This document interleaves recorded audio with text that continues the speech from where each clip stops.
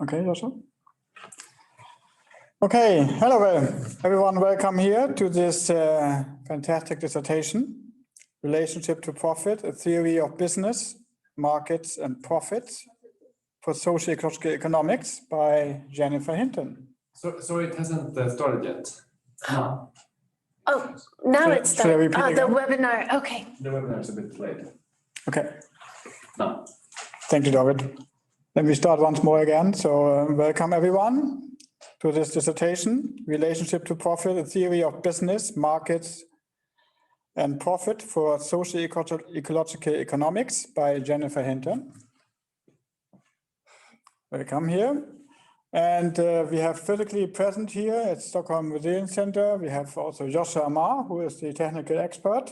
Welcome, Joshua. And supervisors and friends. So my name is Thorsten Blenkner. I'm here the chair of this defense. My pleasure. And the defense is produced here at the Stockholm Resilience Center, which is a transdisciplinary research center within the field of sustainability science at Stockholm University. And I need to mention also that the dissertation is submitted for a double doctorate. We don't have it so often, but this time it's a double doctorate degree in sustainability science awarded by Stockholm University and economics awarded by the University of Clermont-Auvergne in France through a bilateral agreement. In writing this thesis, Jennifer Hinton received support from the supervisors, Docent Sarah Cornell, Rainer Booster in Uppsala University, Dr. Arnaud Dimer from Auvergne, France, and also Professor Dr. Erik Deschaux. I think he's not here at the moment. As the opponent, we have the distinguished Professor Max Koch from social work at Lund University. He's performing research in how political and economic restructuring are reflected in the social structure. He combines these research interests with issues of ecological sustainability, particularly climate change, sustainable welfare, as well as post-growth or degrowth societies. Thank you, Max. You're very welcome to this dissertation. We are honored that you're here. We have also an examination committee here. So we have Dr. Dan O'Neill from Sustainable Research Institute, University of Leeds, UK. Welcome. Then we have Dr. Ayşem Mert from Department of Political Science, Stockholm University. Welcome. And we have Dr. Marcus Gomes, Cardiff Business School, Cardiff University. Welcome. As well, we have a reserve, Dr. Michelle Lee Moore from Stockholm Resilience Center here at Stockholm University. And Alain. Is he there? Yes, he's at the bottom there. Right, perfect. In the middle of the pandemic, we have also a bit different procedure, but follow as much as possible the same rules. So at the beginning, Jennifer will present her PhD thesis in about 25 or 30 minutes. Then the opponent, Professor Max Koch, will then put the thesis in a context, about 10 minutes or so, followed by a dialogue between the Professor Max Koch, the opponent, and Jennifer Hinton to discuss and explore the thesis. When the opponent is happy with the discussion, the time is for the committee then to ask questions. And we will do it in the circular round that each committee member will have the possibility to ask questions. Then we will have so that the audience, and here we'll ask first Michelle Lee, because she has also as a reserve read the thesis very carefully, ask her if she has any questions, and then open up completely to the whole audience asking questions. If there are no more questions, we will, the committee members, as well as the opponent, Sarah Cornell as a supervisor, and Arnaud Dimer from France will join the closed room of the evaluation committee. There will be questions from the committee to the opponent or to the supervisors. If there are no more questions, then they will leave the room. And then the examination committee alone will decide on the decision if the thesis is pass or fail. And the chair of that committee, thank you very much, is Marcus. So after that, after the decision is taken, we will do it so that the committee members will then announce the final decision of the thesis. That's the procedure. Hope there are no more further questions. So then I would like to give the floor to Jennifer, please.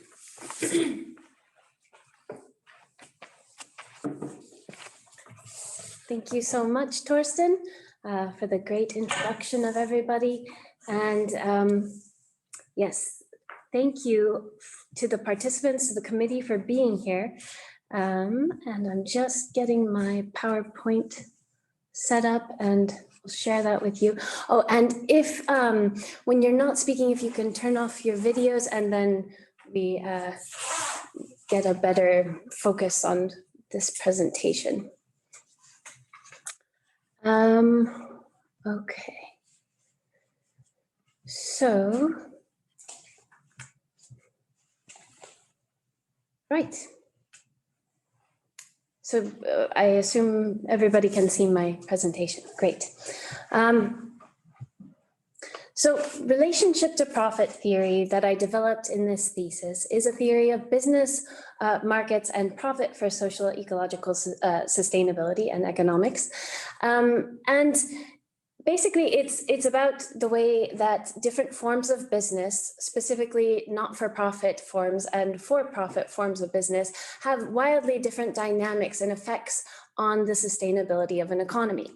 And so the cover image of my thesis here on this first slide and on the cover of the thesis is sort of a metaphor. It works with some symbols to try to capture the core theme of the theory, which is really whether societies treat profit as an end in itself, which is represented by the plate of money on the left side of the screen, or if profit is treated as a means to fulfilling social and ecological ends, which is represented by this very lush salad on the right side of the screen. So I'll be playing with those symbols as we go through the presentation. And so a bit of an outline of what I'll be covering in the next 30 minutes is a background to this theory, to this thesis.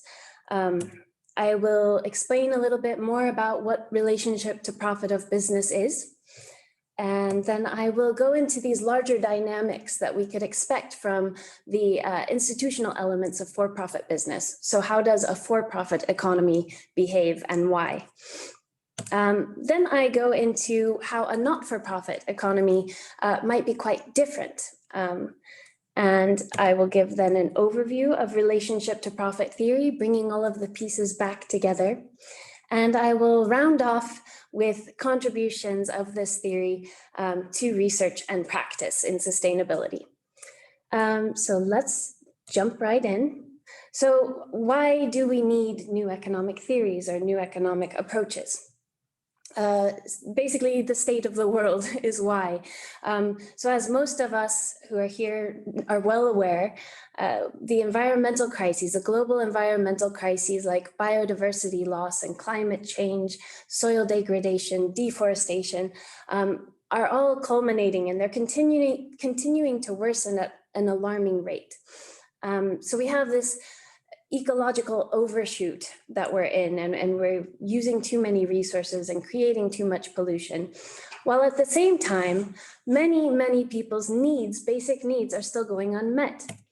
So hundreds of millions of people around the world are still malnourished.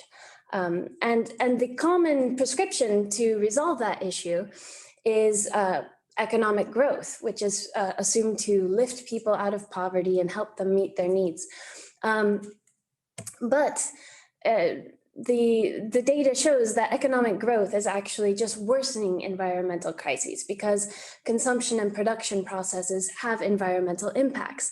And economic growth has also been worsening inequality in recent decades, as the UN rapporteur for the Council on Human Rights pointed out this last summer, that the last few decades of economic growth globally have left the poor in poverty and only made rich people richer.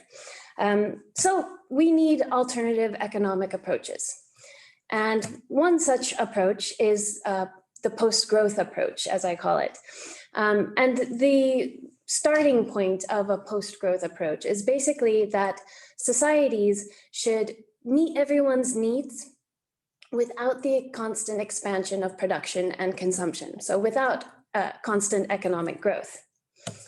And luckily, most needs can be met without economic activity. So for instance, my need for affection and participation and leisure and identity, those needs are better met outside of the economy, outside of the market.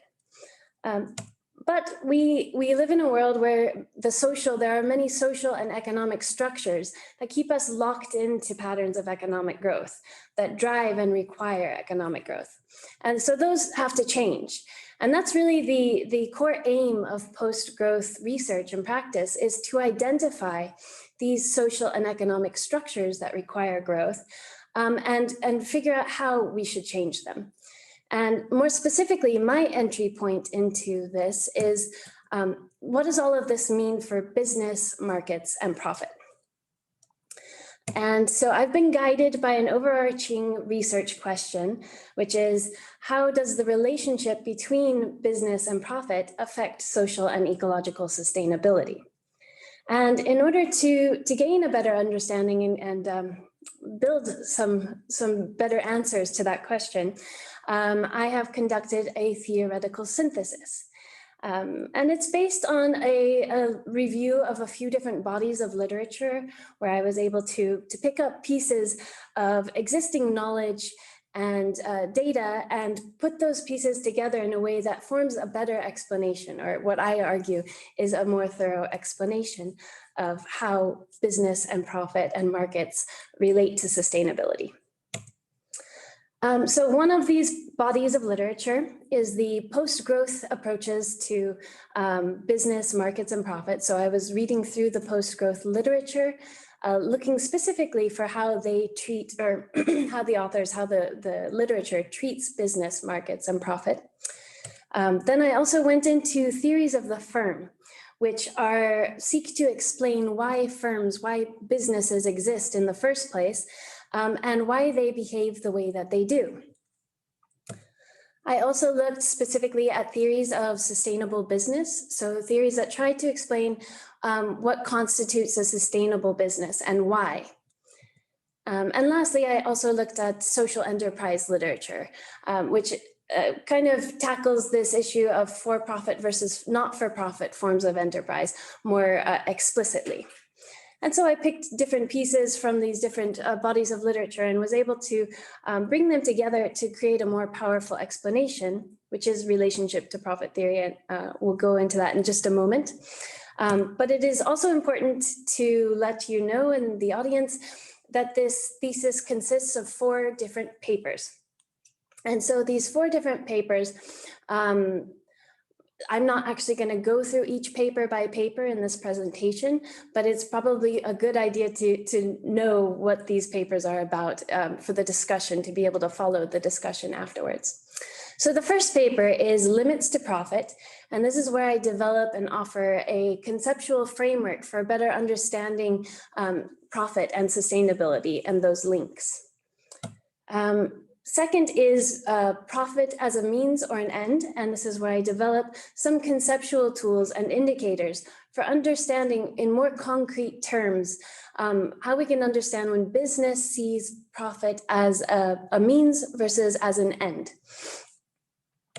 And the third paper is really, I think of this as the core or the engine of relationship to profit theory. And so it's called Fit for Purpose.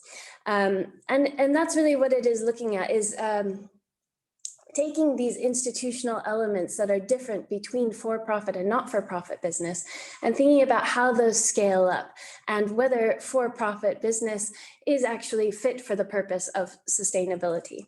And the other papers kind of support and extend these claims and these findings.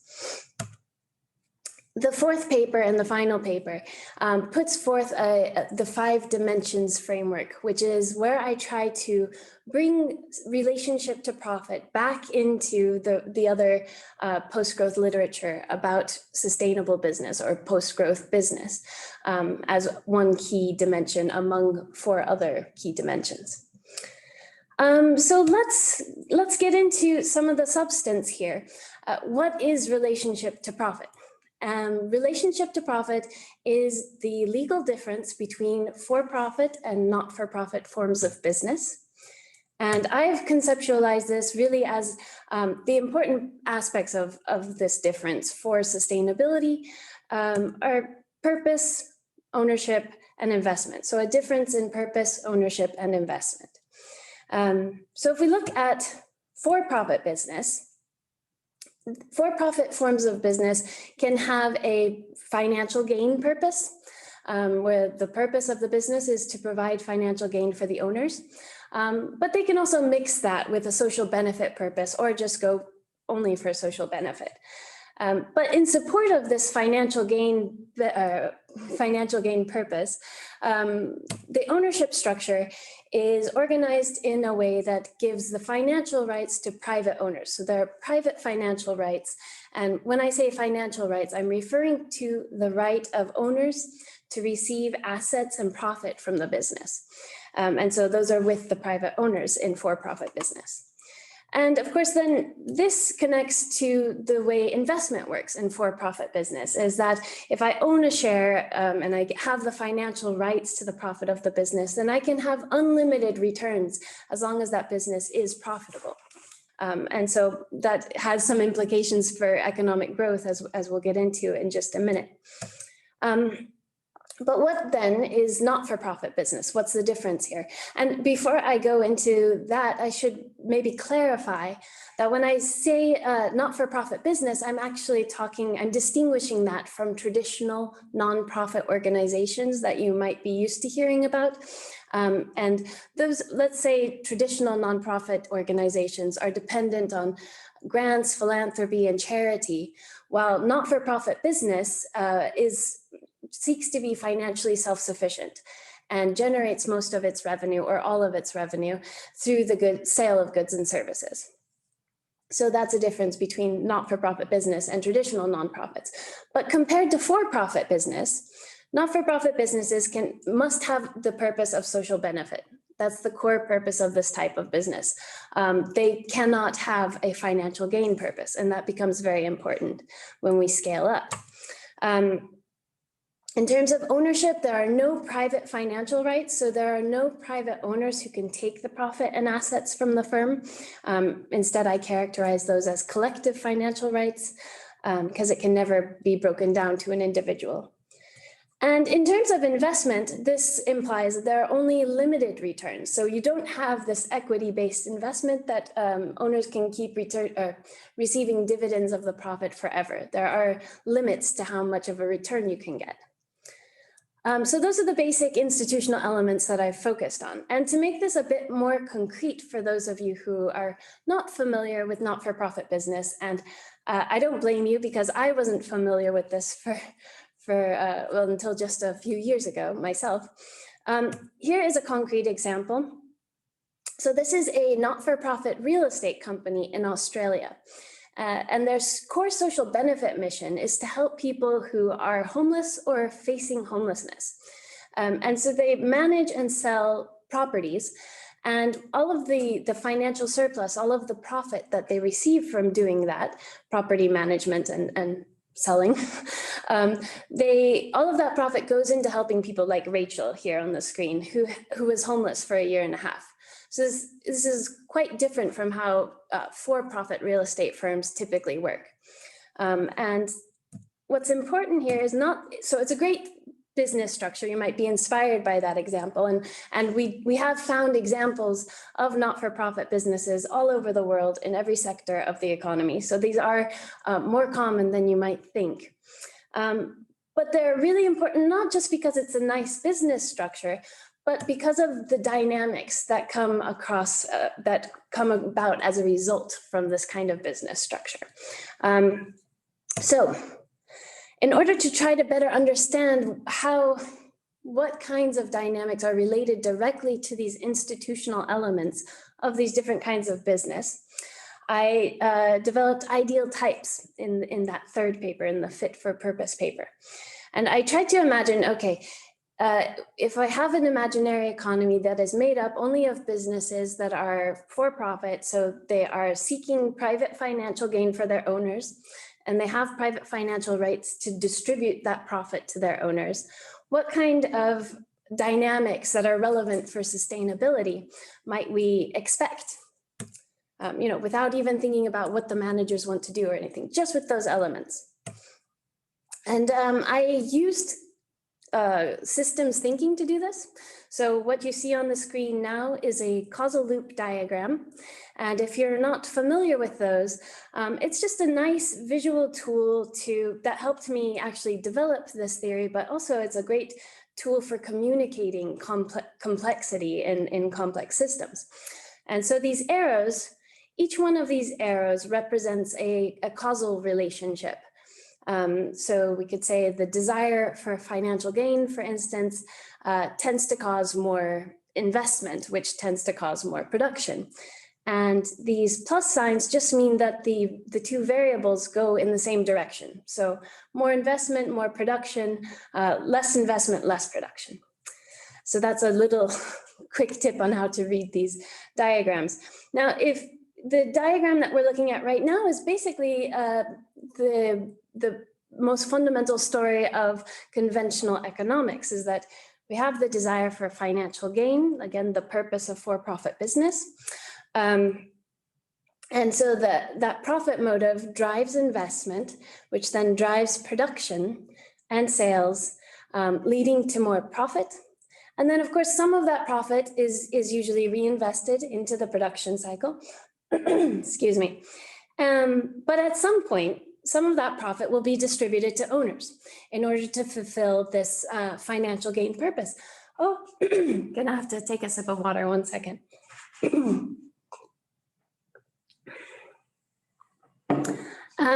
And so this is kind of the driver of growth in our system, and that's what this reinforcing loop here represents, is that without any sort of checks and balances on this system, we would expect the system to keep growing and growing and growing at a faster rate. But of course, we're coming at this, or excuse me, I'm coming at this from a quite critical perspective, and I'm looking at how it might impact sustainability. So one of the first things you find in the post-growth literature is a skepticism about the strategies that companies use to increase their sales and profit. And one of those strategies is advertising. So we're not all just naturally wanting to consume more and more and more all the time, but companies have to use advertising to try to put their products out there, convince us that we need them.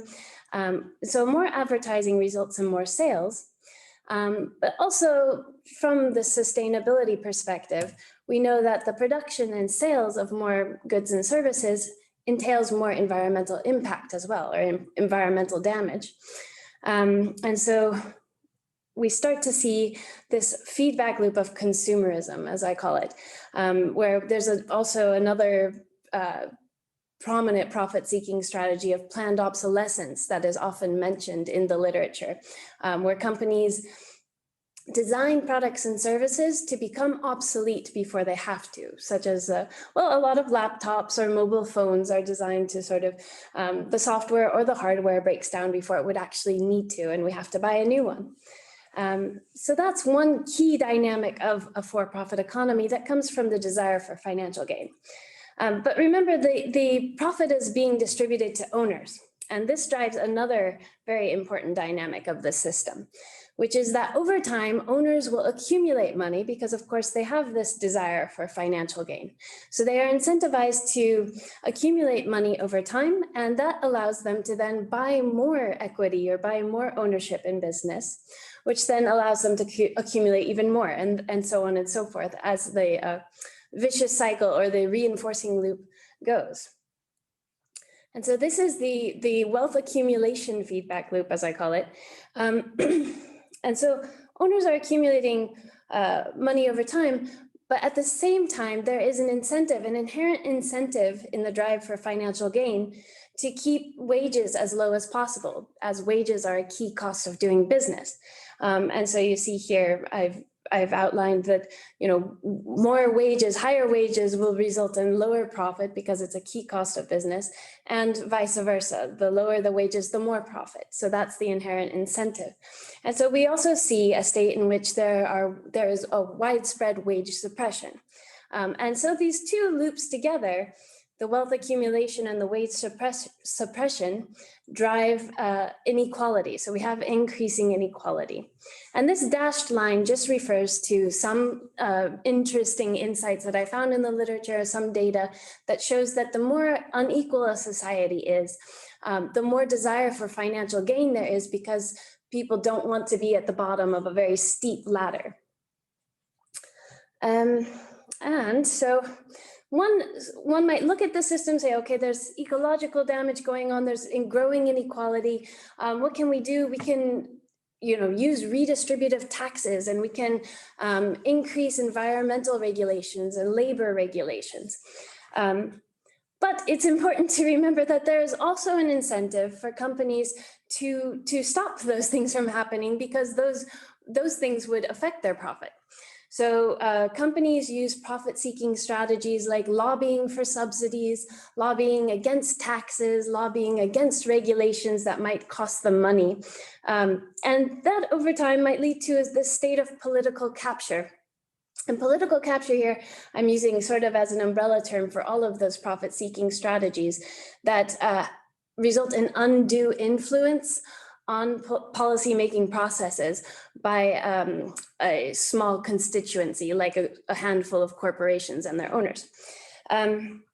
So the more political capture we have, we can expect that the taxes and regulations will be less effective, and we will end up with even worsening situations here with the environmental catastrophe and inequality. And so that's kind of all of these loops together. And you see just how, the reinforcing dynamics, we would expect these things to be growing quite fast. That's an important point here.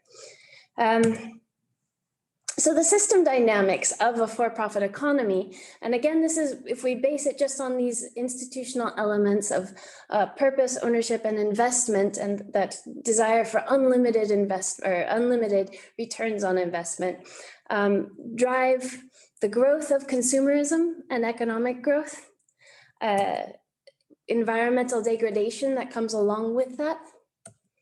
They drive inequality and political capture, which we're seeing. So all of those, it's worth noting, also, all of those causal relationships in my diagrams are also backed up with substantial evidence. And this last one I wasn't really able to go through in today's presentation. I don't have enough time, but also market concentration, where the largest, most visible, most profitable players tend to get more investment, which allows them to take even larger shares of the market. So not the most sustainable system, at least this ideal type of economy. And another response to these problems that I just discussed is, well, what if we have like hybrid types of business that try to balance financial gain with social benefit? So if you've heard the phrase people, planet, profit, how might an ideal type of economy that tries to balance these things work? So here is basically one thing to note is it's an add-on to the for-profit economy. So you don't necessarily change or transform anything that was already happening in that earlier scenario. But we do add on the desire for social benefit, which drives investment in socially beneficial activities. And here I've assumed that the socially beneficial activities reduce environmental damage and reduce inequality.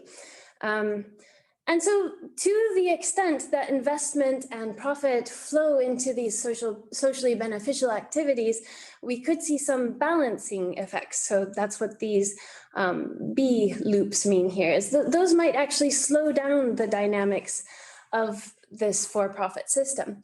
But it's important to keep in mind that this also takes away from the profit distributed to owners. And so there is this tension between the desire for social benefit and the desire for financial gain, and then what happens with the monetary flows accordingly. Yes.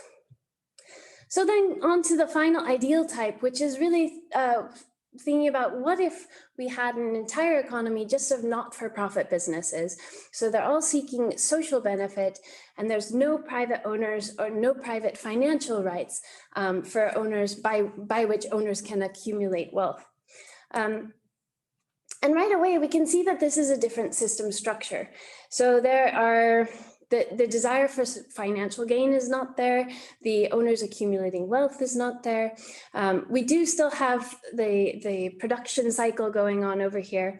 But with this desire for social benefit driving all investment, then we have the prominence of socially beneficial and environmentally beneficial activities in the economy that then can balance out the inequality or reduce the inequality and environmental degradation that we're seeing today.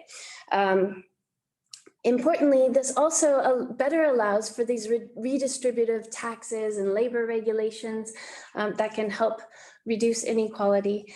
And we can see that it better aligns, more easily aligns with environmental regulations as well, because there's no inherent reason or incentive for not-for-profit businesses to fight those policies. Whereas the for-profit financial gain purpose actually is an inherent incentive to fight those policies. Also important to note here is that there is a balancing feedback to the desire for social benefit. So just the way that the purpose is stated, the purpose of financial gain can never be fulfilled, right? Because it's expressed in terms of gaining, of growing. Whereas social benefit missions can be fulfilled, so there can be enough. For instance, I mentioned in the thesis, if we're trying to, the goal is to make sure every child has proper nutrition in a community, that can be reached. We can make sure that all of the children have a suitable amount of nutrition. So that's an important thing. This allows for enough. So the dynamics, just to sum that up, the dynamics of a not-for-profit type of economy would entail more equality than the for-profit economy. Investment responds to environmental and social conditions. There's also the potential for less consumerism because there's not an inherent incentive to push people to buy as much as possible, to increase profit as much as possible. And so that also entails more well-being and less ecological destruction. And really importantly, sustainability interventions can be more effective. And so we can think about policies and taxes, but also just a key intervention that is talked about in sustainability circles, and especially post-growth circles, is the idea of living more minimalist lifestyles. So, only consuming what you really need, not putting extra pressure on ecosystems by consuming more. In the for-profit type of economy, consumers and households are under so much pressure given the wage suppression and not having enough time, and then also all of the advertising and planned obsolescence to push us to consume more. Whereas this not-for-profit system much better allows and gives the space for this less sales, so less growth, less consumption and production. So putting the pieces together, here's a little overview of relationship to profit theory. So the way I think of it is that we have this relationship to profit. There are for-profit types of business and not-for-profit types, and those are essentially legal types. So with the purpose, the financial rights, and dictating where the profit must go. It can go to private owners for for-profits, or for not-for-profit business, it has to go into a social benefit mission. But importantly, there are also, so those are the formal legal elements, but there are also informal institutions that correspond or support these legal elements that sort of say, yeah, this is a good way of organizing our businesses and our markets. And so on the for-profit side of things, you can see that part of the logic behind that is that money is an end. Money is a good measure of success. And so we should invest for financial returns. And the profit motive drives wealth creation, innovation, and efficiency. And so that's sort of part of that whole belief system that supports that. On the right side, you see a totally different set of beliefs. Now, it is important to mention that I don't see these as silos. That's why I have this arrow here. I see them more as a spectrum. We all have some mix of beliefs, of course. But the beliefs that would support the not-for-profit type of business and economy are that money should be treated as a means to fulfilling social and ecological objectives. And social and ecological well-being are signs of success or measures of success. And so investment should be done in order to meet society's needs. And so these different formal and informal institutions and institutional elements then guide and constrain actors, so businesses, in the way that they meet. So the goals and the strategies that they use to meet those goals. So on the left side with for-profit, we see that there's strategies to generate profit, but profit is seen as an end. On the right side, we see that the not-for-profit type entails strategies to meet social needs, which can be quite diverse because there are so many different social benefit missions. And then that these then drive larger dynamics. So we have all of these businesses pursuing either financial gain or social benefit or some mix. And we can expect to see different dynamics that emerge from these institutional elements, the strategies and the goals that these businesses are using. And so the way that I see the not-for-profit economy is that it's not a silver bullet. I'm not claiming that this would be a sustainable system completely, but I see it more as necessary, but not sufficient. Because I have a very hard time imagining how we could have a sustainable for-profit economy given the dynamics that I just talked about. And so, in order to have a fully sustainable not-for-profit economy or a fully sustainable economy, we would also need a culture of sufficiency, a more circular economy where we're repairing and reusing things, and ecological regeneration. So the whole salad. And yes, so to wrap it up, the main contributions or the usefulness of this theory is that I argue that it better explains the roots of global sustainability crises than a lot of the explanations that are on offer. It explains why concerted efforts for the last few decades have not been more effective. And lost my arrows there. It more clearly identifies concrete institutional elements in the economy that are key for sustainability. And it goes, so this one I also think is very important. It takes us reframing the economy in terms of relationship to profit, sort of opens up the space for a more productive discussion. It goes beyond this capitalism versus state-planned economy debate that we're so stuck in. And I think it's actually been very bad for sustainability discussions and trying to imagine alternative economic futures. And finally, it can be used to guide sustainability research, analyses, policies, and activism. So I'll be really bold here and throw this out, just maybe it can help guide the discussion afterwards. But think of one of your favorite sustainability solutions, whether it's conservation or agroecology. Work time reduction is a favorite in the post-growth realm. So think about that. And I think that we need to ask, or with relationship to profit theory, says that we should ask, how does it deal with the dynamics of the for-profit economy that I just outlined? How does it actually deal with the consumerism, inequality, and political capture? And could it actually be effective in a for-profit economy? Or might it require a not-for-profit transition? And so these are some of the critical debates I think that we need to be having. And so thank you very much. Thank you in the room and online. And I'm excited about the discussion now.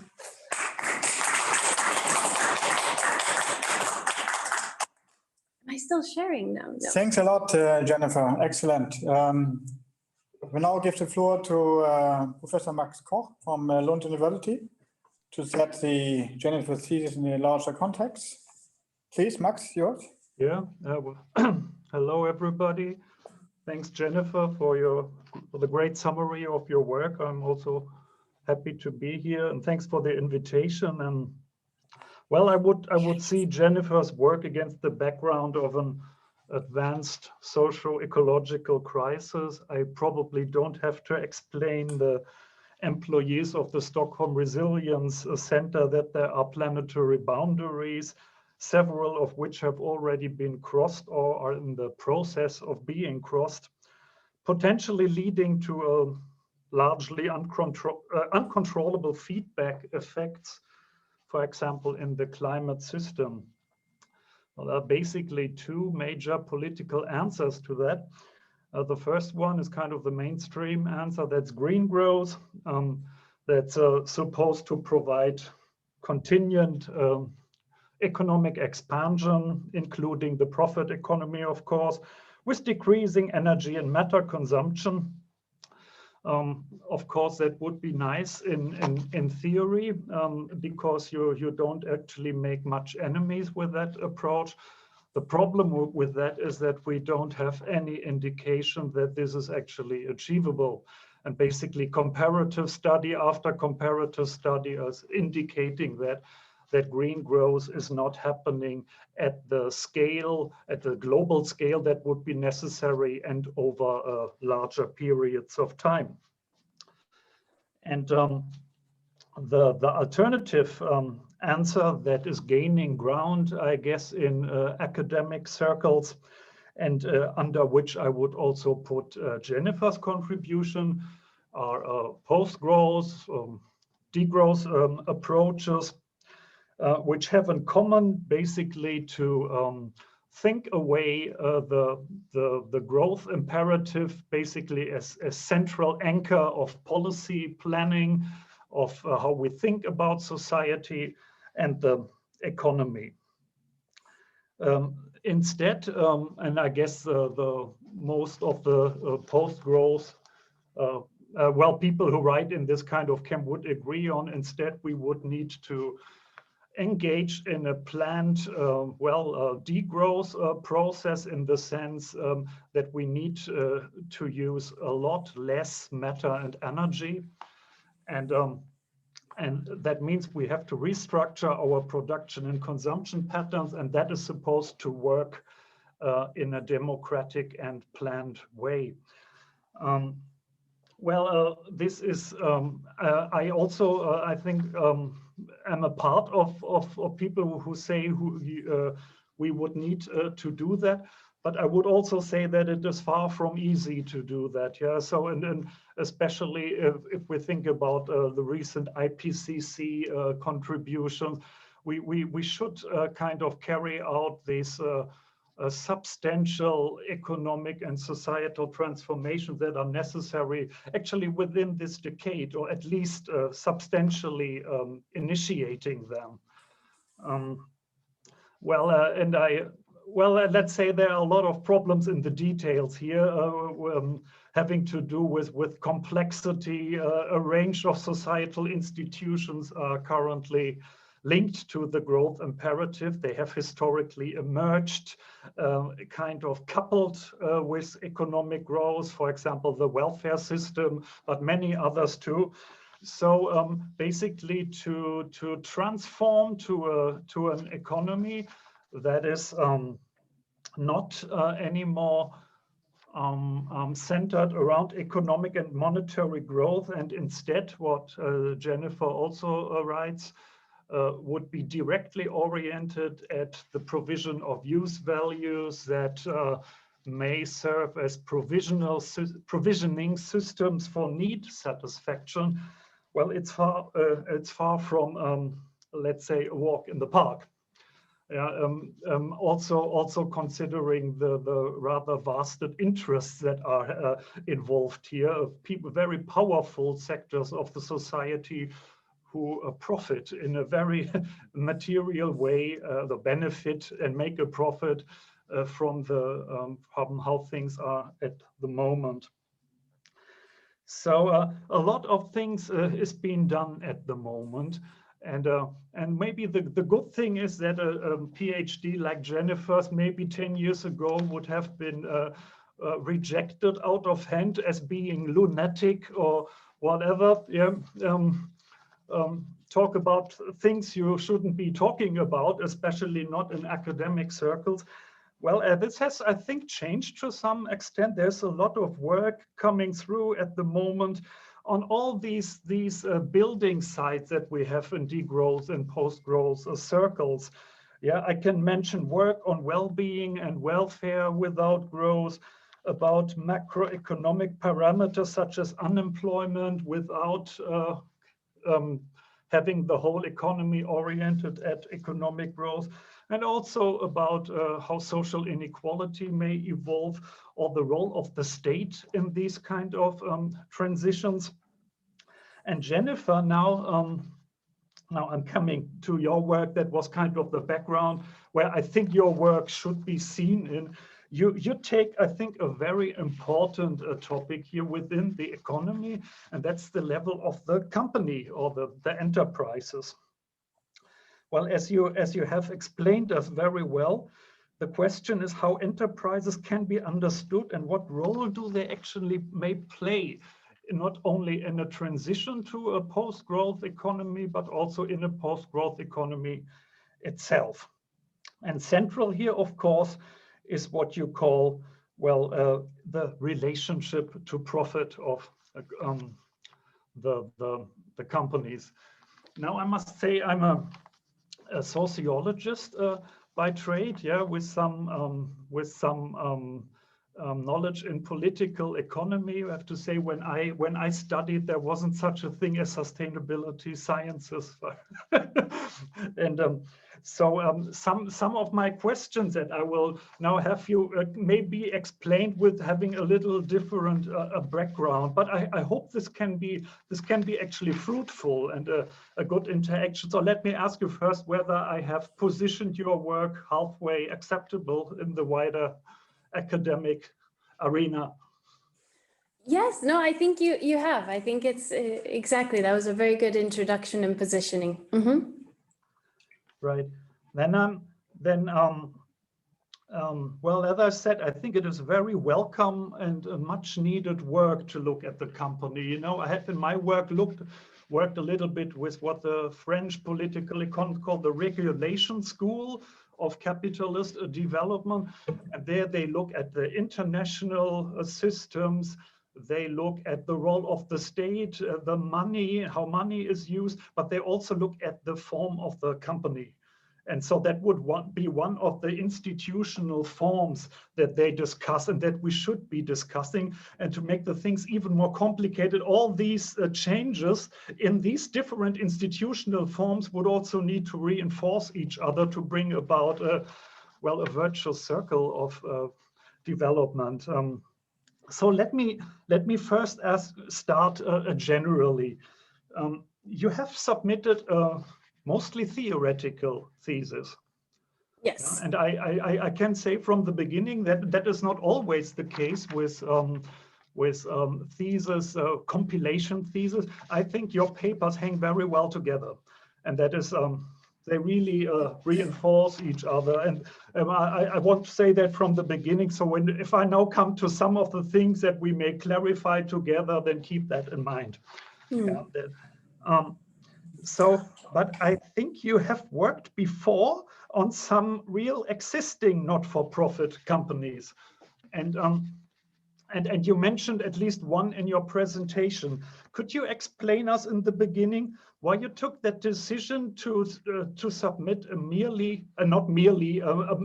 mainly theoretical thesis?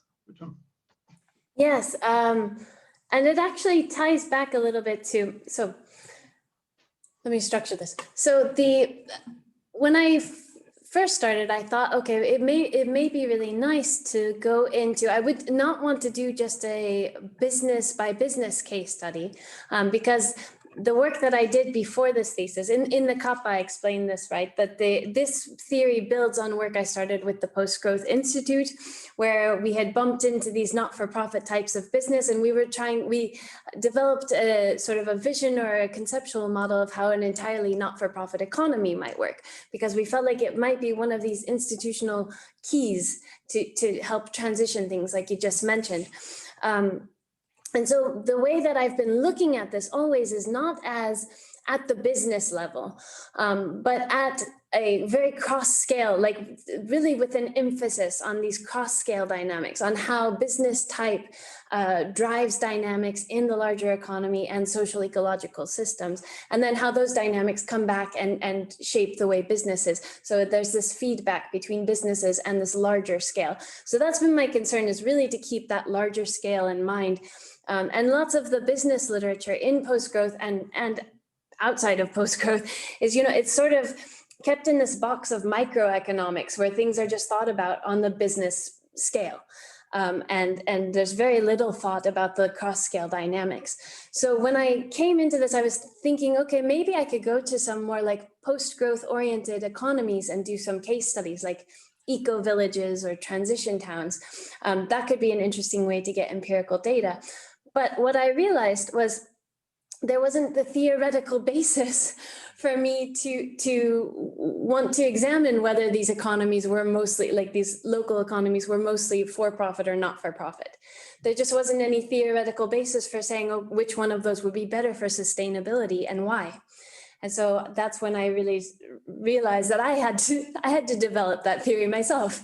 And so that's where I ended up going with this, is just building up these concepts. And it wasn't necessarily very conscious in the beginning. It was just these conceptual and theoretical gaps that I found myself filling just quite naturally. And so that's the path that I went down. But can I stop for just a second? Because I think I might want to sit down because my back is hurting a little bit. So if we're going to have a discussion for a little bit longer, I might sit down if that's all right.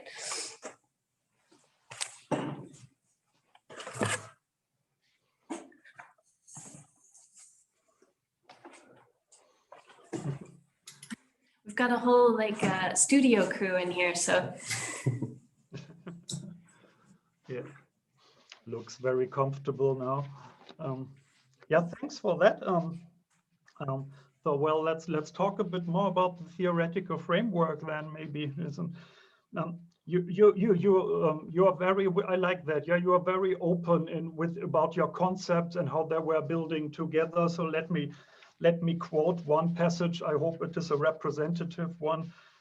So your theory building involves, so quote, reconceptualizing and synthesizing existing knowledge and explanations using institutional analysis, system thinking, and social theory building tools. But at the same time, you also write that your approach is action oriented. And that may be that's interesting for me, being a sociologist. Sociology was originally founded on the idea, basically, that societies, they work the same way, more or less, as natural systems. Yeah, so like the body, for example, and then you have like institutions, like the different organs of the body. But that came with sociology's development a little bit under attack. Basically, people like Max Weber also highlighting that actually there is a difference between natural systems and social systems, in that there are human beings that act within these social systems, and these human beings, they act with intentions. Which means they could make a difference, which is actually behind why we could actually have change, maybe. So quite often these, so our jobs as sociologists, that's not your job, but I just would like to hear your take about it, is always how to understand the reproduction and the existence of social institutions such as money, for example, profit, capital, you name it, language, in the intended action of people. But quite often we find that social institutions are being the results of unintended consequences of purposeful action. And that's something we grapple with a lot. And I thought you could explain us a little bit how you kind of focus from this kind of system thinking you've been quoting, but also towards this level you call, well, the action-oriented one, which would be, I guess, something that, well, Habermas would have called a life world-oriented, something like that. So maybe you could explain us a little bit more than in the presentation how you chose your different pillars of your theoretical framework and then how you actually brought them together. I feel like there were a couple of questions in there about like the action-oriented nature and then how I brought things together. I feel like with the action-oriented, I can get rid of that pretty quickly. No, I can respond to that pretty quickly. It's just that when I say action-oriented research, I mean that I want to be explicit about my intentions for this theory to contribute to a better world. And through social movements or policy or whatever means that we can, I hope that this theory can inform those who are already working on changing the world for the better. So that's the action-oriented nature of it. In terms of putting the pieces together, it was an interesting process of just going through the literature and really looking for these institutional elements that I already had a hunch about because I had been working on the difference between for-profit and not-for-profit business previously. So I was really looking out for,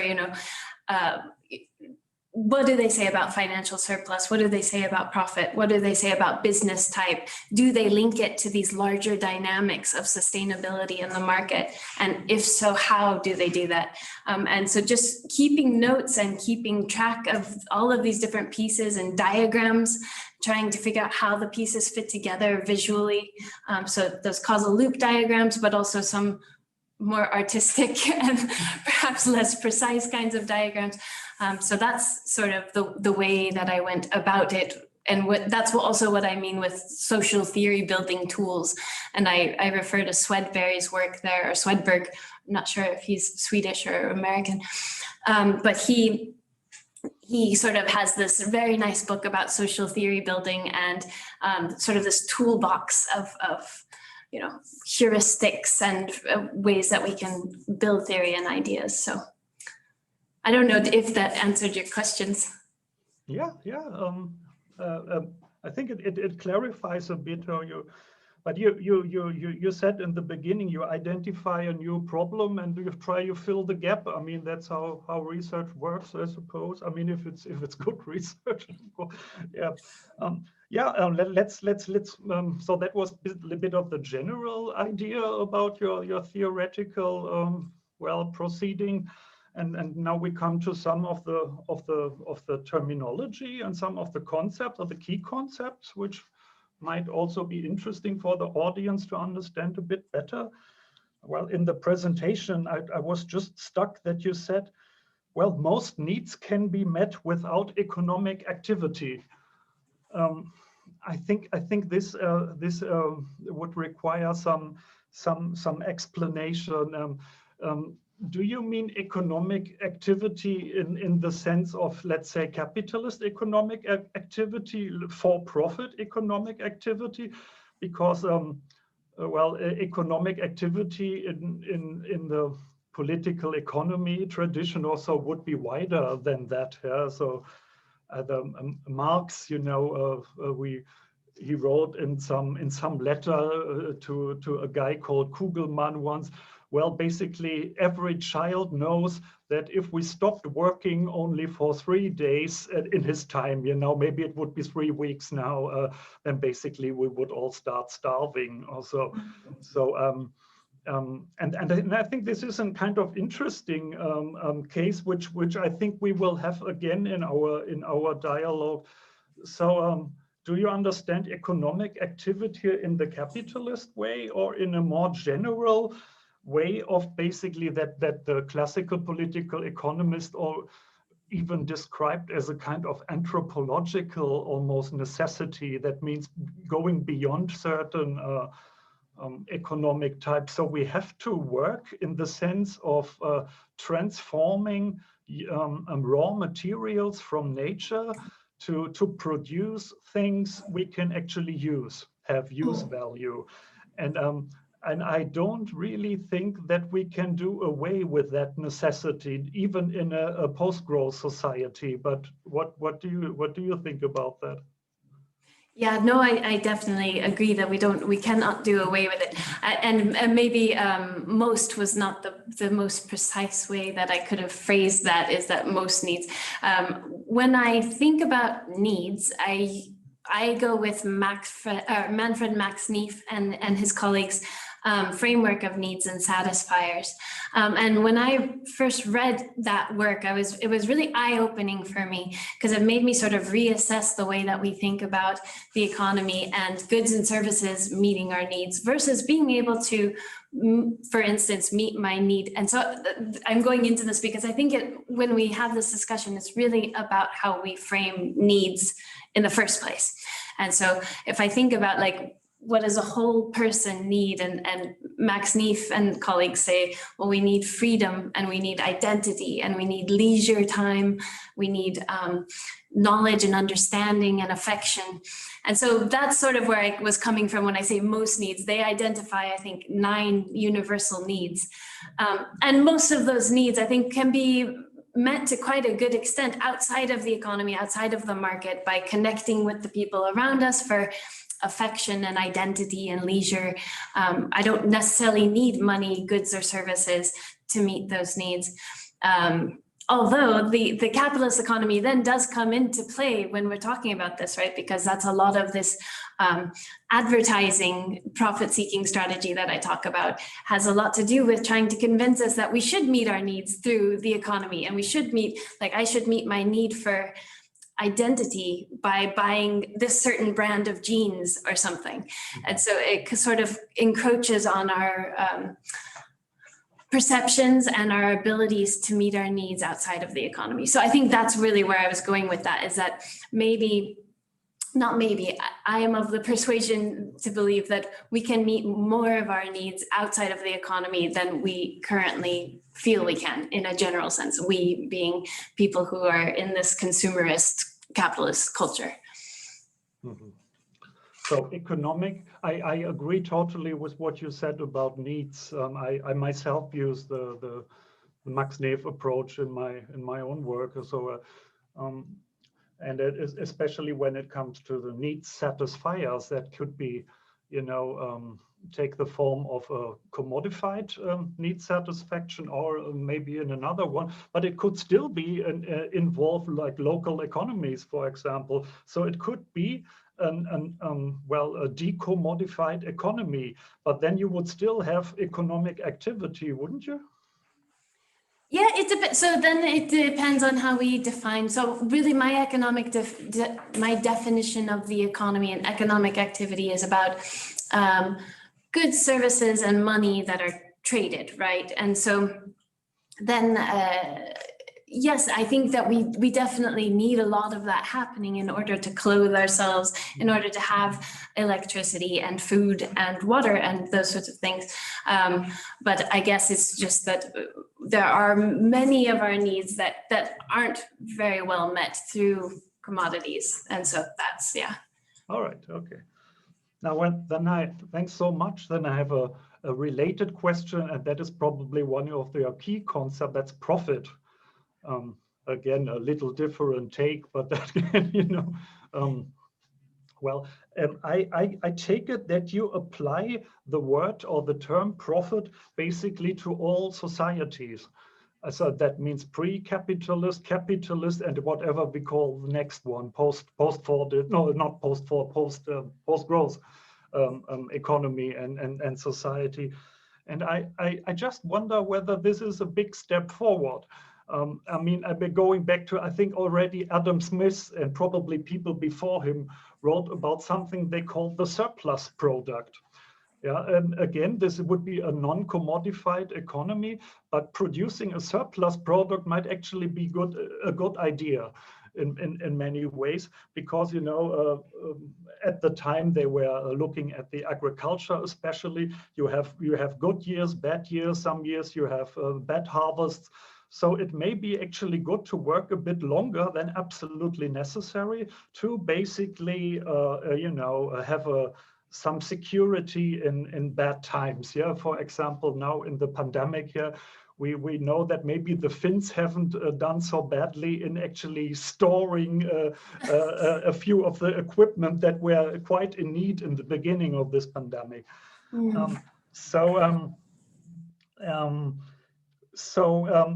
Would profit be the right term basically to use it so in this ahistoric way? Or is it not rather something that expresses the form that surplus products take on in a capitalist economy? Yeah, no, that's a good question. And I think it actually relates directly to the key concept and the title of the theory, which is relationship to profit. Because my focus is, or rather relationship to profit theory says that we shouldn't focus on profit itself as good or bad or natural or anything, but rather it's the way that societies and businesses and markets relate to profit. So do they relate to profit as an end, as in capitalist societies and for-profit businesses that pursue profit as an end in itself, versus profit or surplus as a means, which I think, you know, so maybe a lot of more traditional economies, peasant economies, or older economies wouldn't have used the word profit themselves. Maybe they would use surplus or a different word. So that might be an issue of semantics more, but I think it's still this core concept of we have extra, we have more than we need as a business or a community or whatever. What do we do with it? How do we relate to that? And so in capitalist societies and for-profit companies, the organizing principle is to deliver that to a small handful of private owners. Or if it's worker cooperatives, then you deliver it to all of the workers.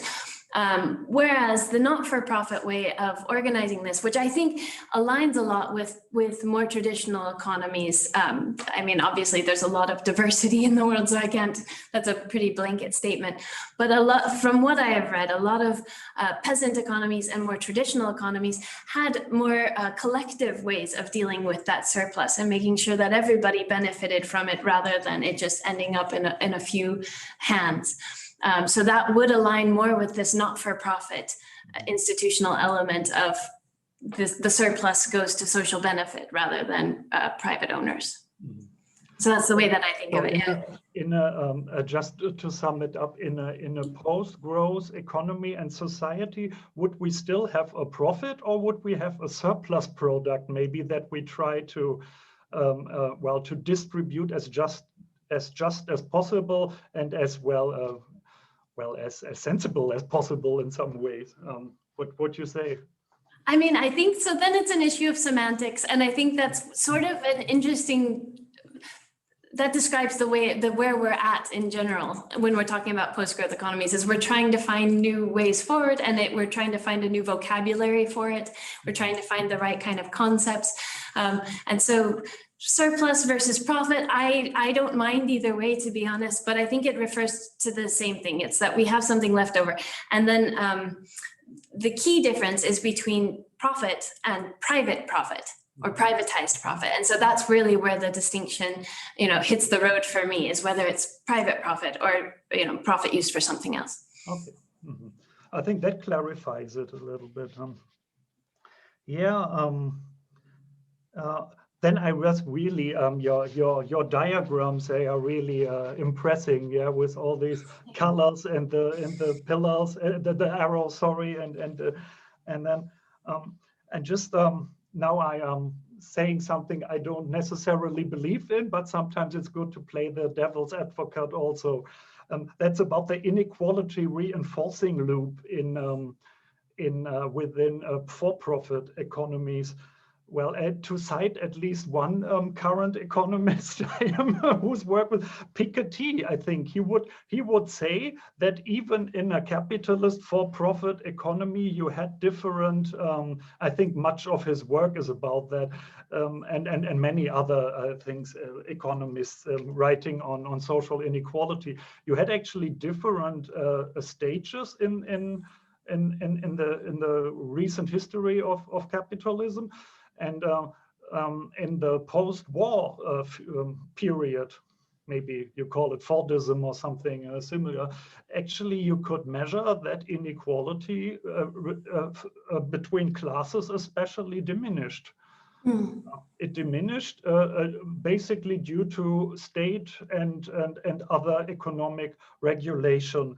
So what would you say to someone for whom inequality is a matter of socio-economic regulation, also within the profit economy?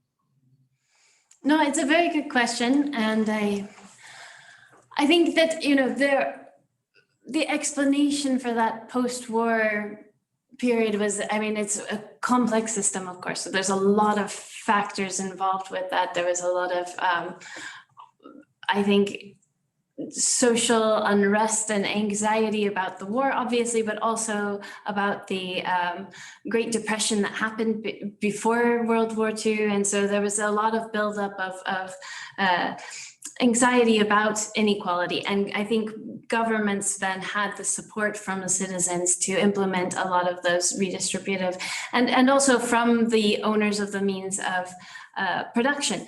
I think one of the interesting things to bring into that discussion is that a lot of the inequality was resolved during that period by expanding production and consumption so much, right? And so it came at a high ecological cost and probably at a lot of social costs. If you watch like Adam Curtis's documentary about the century of the self and how advertising just exploded during that period, trying to convince people to become good consumers, which has negative social effects. So I think that inequality maybe was resolved in part by a big expansion of the economy and bringing more people in, but that also came with a lot of ecological and social issues that we're now trying to resolve. So that's not an option on the table anymore now. Now we have to sort of figure out how to deal with inequality and these limits at the same time. Mm-hmm. Yeah.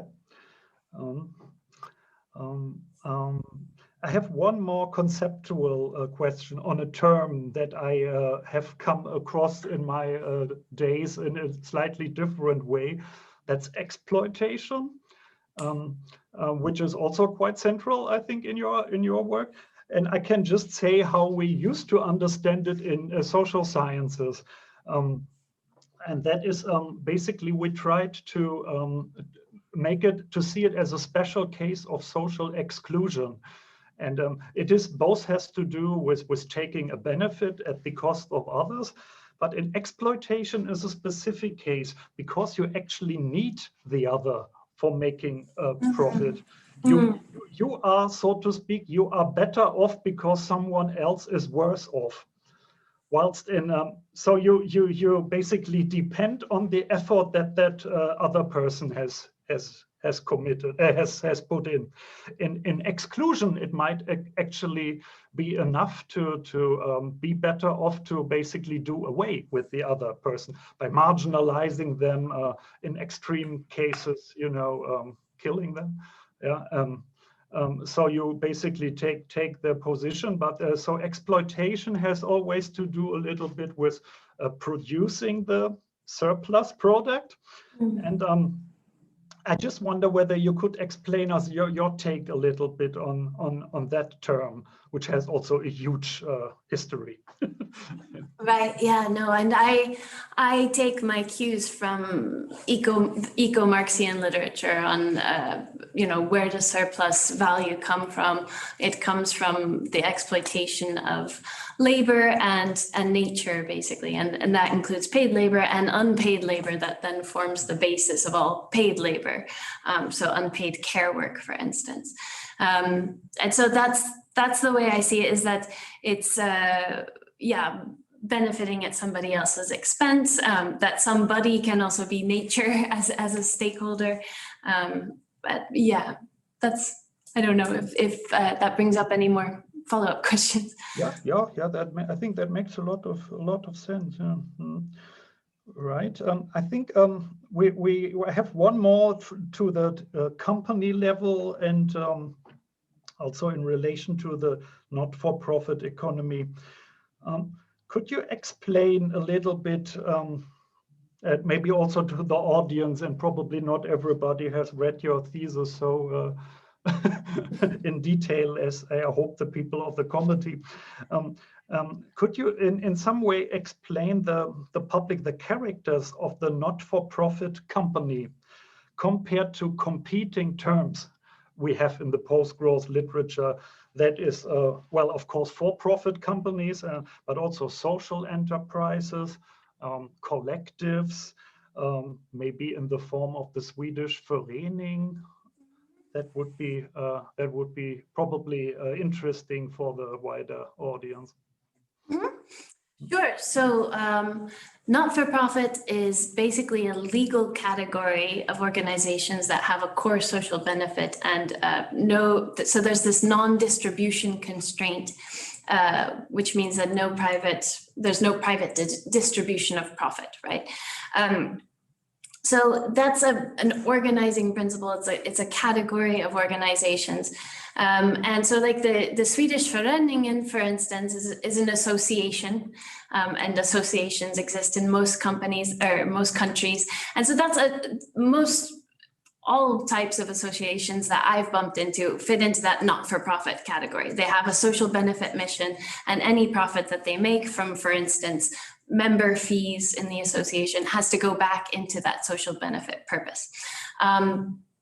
Social enterprise is an interesting one, and it's one that always comes up when I talk about this work, because it's something that people have heard of. It feels more familiar to people, I think. And the problem with social enterprise is that it's just a sort of a vague category. It's not a legally binding category. Social enterprises can be for-profit, they can be not-for-profit, they can be large, they can be owned by transnational corporations.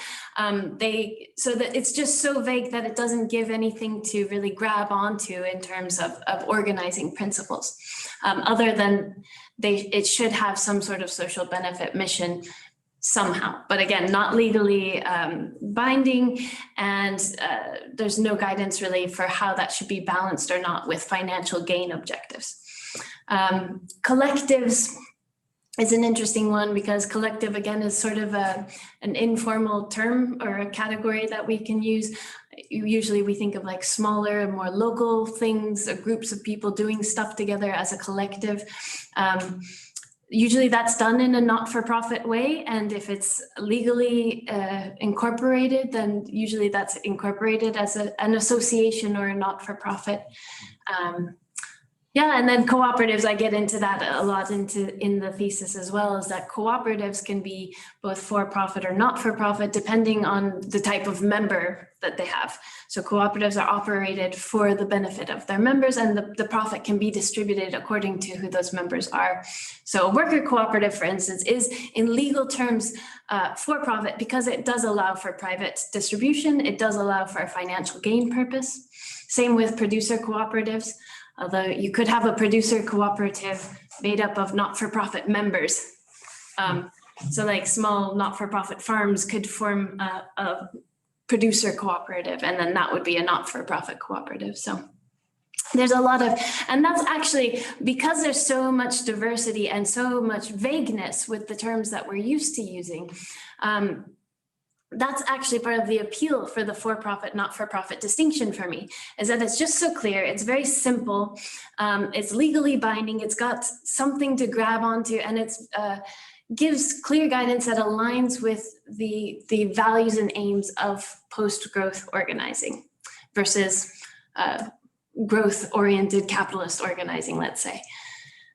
So I think that it's just very appropriate and clear organizing principles, which is why I felt the need to go further with this research. Yeah, and thanks so much. And related to that, I found, of course, interesting also the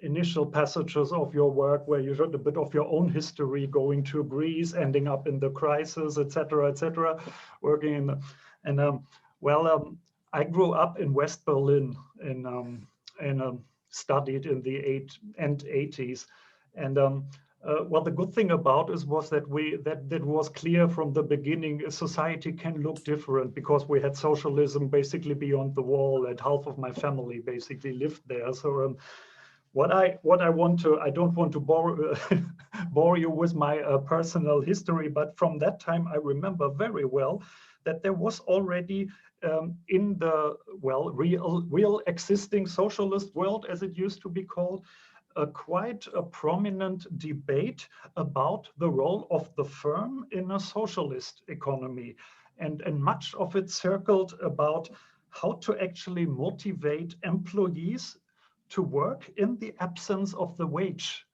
incentive.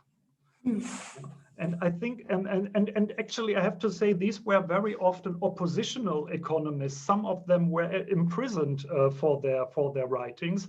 So this is not to be identified with some kind of ideological propaganda or so. And I just wonder whether you could take some of these historical inputs, because it seems so that non-profit economies, non-profit companies are not so new as such, are they? They have existed in various forms and in various contexts. And it could have been a good idea to look a bit more also at the historical forms we had of that, and maybe learn from some of the experiences. Yeah, no, it would be really interesting maybe in the future to look more into. So I have read a little bit of obviously the history of the not-for-profit firm and how it came about, and sort of the theories that explain it as trying to.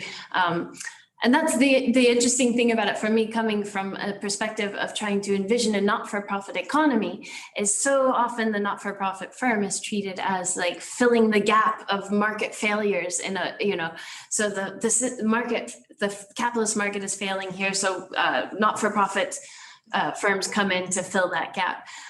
So that's the sort of history of the not-for-profit firm that I've read, but it would be interesting to read more of the socialist literature from the empirical data that they were gathering, for instance, on the other side of the wall in Berlin, about how firms were working. Because I have to admit, I'm not so familiar with that, but it would, yeah, definitely interesting. I definitely think so, and there's another one from the political economy debates of the time.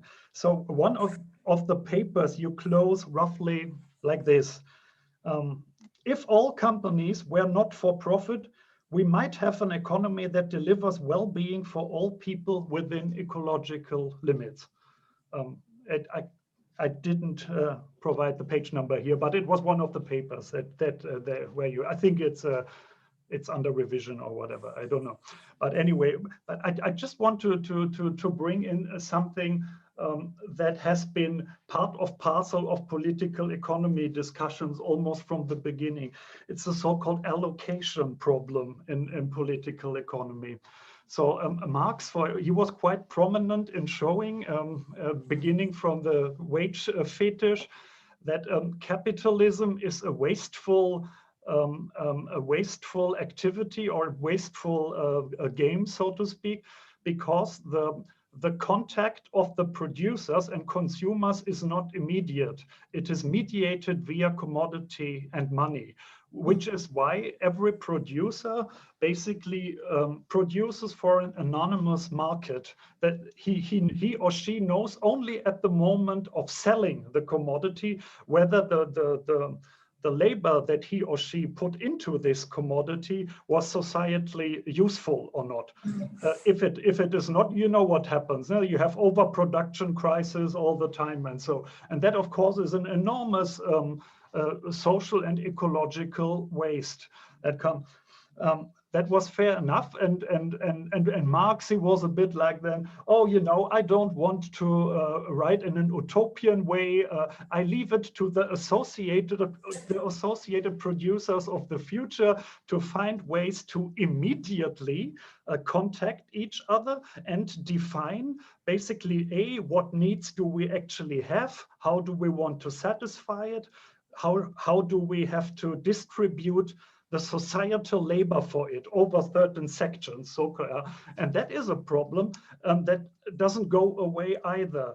So if we go back to the socialist countries, they grappled quite a lot with this problem. Basically, how do we actually know what needs we have in society and organize the production system accordingly?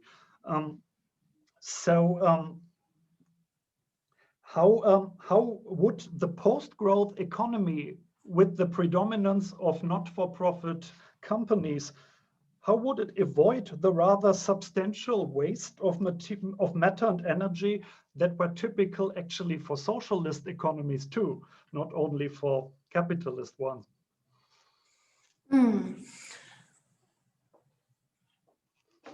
Yeah, a couple of things come to mind. So one thing is, I think a lot of the waste that we see in the economy today comes from the for-profit way of organizing it. So this ways of trying to convince us all that I think eco-Marxian or Marxist scholars refer to it as the production or the sales effort. So all of the sales effort to just try to get us to buy stuff that we don't really need. And we touched on that earlier. So I think that's incredibly inefficient. And that's where a lot of the waste comes from in today's economy. And so I think that with a not-for-profit economy, we could at least get rid of that low-hanging fruit, which is stuff that clearly we don't need, and especially when it comes to planned obsolescence, people don't even necessarily want to buy a new phone as often as they do, but they're kind of forced into it because their phone breaks down earlier than it should, right? So I think that's some of the low-hanging fruit in terms of inefficiency and waste that a not-for-profit economy could help with. Now, in terms of then getting into like a hyper-efficient way of organizing the economy, I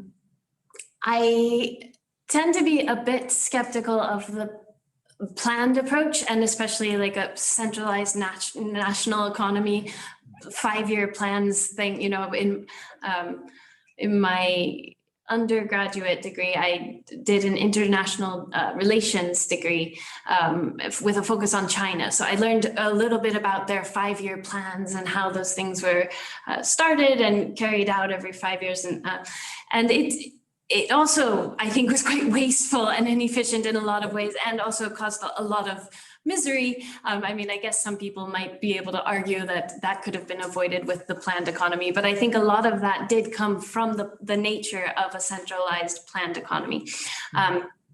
And I think that's one of the really nice things that the relationship to profit view can open up the discussion beyond just these two things, the capitalist economy and this planned economy, where we can think then, what would post-growth sustainable not-for-profit economies look like? In my head, they're like much more localized.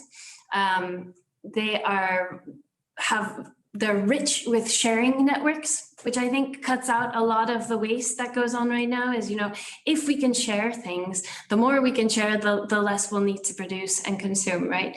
And so I think that's one of the key elements, and that's in a lot of the post-growth literature already, is this key element of sharing networks, of relocalizing to cut out all of these long supply chains, which again can be quite wasteful.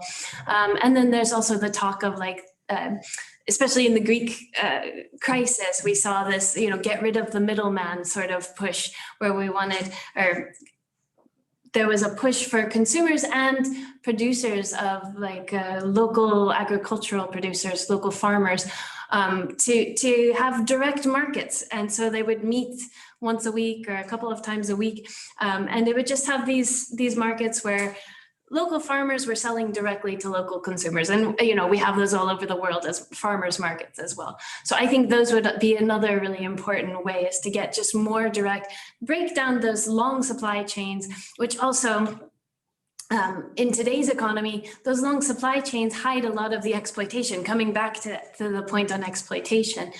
So the more direct and local production we can have, the more transparent it is, the more accountable we can hold companies and producers, and the less wasteful it is. So that's sort of the way that I think about it. Yeah, that makes a lot of sense. Well, still, there's a huge coordination problem, because in some of the use values would need even to be coordinated globally, I suppose, if we want to make certain environmental goals that we may have. And how does that hang together with common steering, actually, what you just said? Sorry, again? Commons. I mean, there's also in the post-growth a lot of review. I think you did mention that before, as kind of, so really sources that are used together, but so to speak, is that a not-for-profit company? Well, so then with these like sharing networks or commons, they can be incorporated as not-for-profit companies if they want. So like these library of things, for instance, that have come out, where, you know, you have sort of a local shop set up that just has things like tools that people might need, or children's toys or games that, you know, families can go through so easily. You can go into one of these places and hire the toys or the games or the tools that you need. Say I just need a drill to drill a few holes in my wall today. I can go and I'm in the registry and hire that and then bring it back, right? So these library of things or swap shops are an important element in these sharing economies. And those could be incorporated as not-for-profits, but I think they could also just be like these informal collectives. The question then comes to who pays the rent? And that's where maybe a little bit of a business model is necessary, where it could be like a not-for-profit company that charges a membership fee to cover the rent, to cover the cost of making sure the things are where they need to be and all of that. So that's the way that I think of it, is that a not-for-profit structure for those types of businesses could be really helpful and still very minimal, right? It's not going to have a lot of revenue. It doesn't need to have a lot of revenue.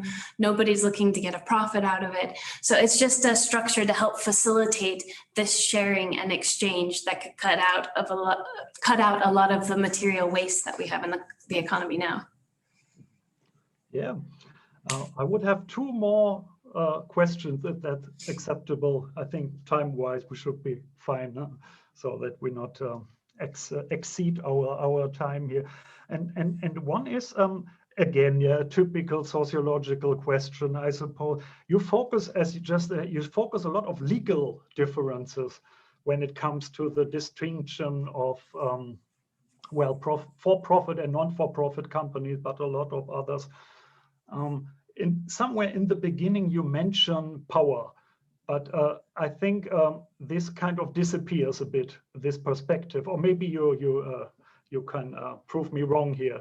And when we think about a transformation from a for-profit oriented economy to a not-for-profit economy, we will have to shift the balance in some way, from one kind of company to the other one, including with the other. what can you say about the context that may facilitate such a transformation? Yeah. Taking into account contemporary structural power asymmetries. Yeah. So, and this is actually, so thinking about transformations is something that I want to do more in future research, because I think that's the next natural step of this theory, is to think about how, and especially given, like you said, these vested interests and the power structures in the global economy. And we have this a few thousand billionaires who control so much of what's going on around the entire globe. So when I think about that kind of transformation that needs to happen, there's a few different ways that I think about it. So one is that thinking about like the scale of it and how it could start maybe in a very progressive, open-minded country. And I don't mean to say like left-leaning progressive, but you know, an open-minded country that wants to, so for instance, I'm thinking of like New Zealand or Scotland, these smaller countries who are a bit maybe more self-sufficient and isolated or insulated, that they could like try to start that shift locally in their national economies. Or it could even be done within an industry. So perhaps like we start saying for-profit pharmaceuticals, we don't accept that anymore, and that could be like a sort of a global social movement. So maybe it could start with an industry, like we don't want for-profits in pharmaceuticals or food, for instance. And then that sort of puts pressure on the producers to start shifting over from for-profit to not-for-profit structures, but also it could put pressure on policymakers to create policies that then enable that kind of transformation process. And when I talk about social movements, I'm thinking kind of inspired by the civil rights movement in the US, the anti-apartheid movement in South Africa, and the independence movement in India, and these sorts of things where it felt like almost impossible to get that kind of social change done, or the abolition of slavery, right? And there was like all of the power was in the hands of the people who wanted to keep the status quo. And so how do you change systems that are in that sort of power hold? And I think it can only be done through this social movement sort of work. You know, I think one of the distinctions between a kind of juridical approach and a sociological is one that says we have the legal differences and that creates social differences. The alternative is, well, we have social differences, power resources, and that's reflected in legal differences. So wouldn't you need also a theoretical concept of power for your theory of non-profit companies? Yeah, I mean, so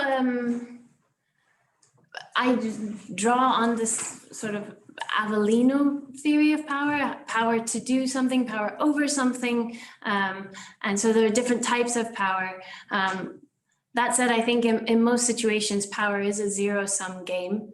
And so when it comes to transformation, that's where we need to have the social momentum and the social support for changing those power structures and for putting pressure on the people who do have a relatively high and unproportional amount of power in the system to shift over.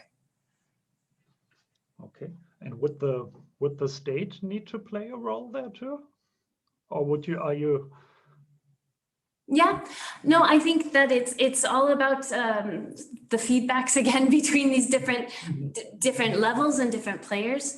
So I think states have a role to play. There can be a lot of policies that could be helpful, like top-down policies, for instance, take away the subsidies from the largest for-profit corporations that are dominating the market, that are currently receiving lots of subsidies and tax benefits and all of that. So that's one first step, right?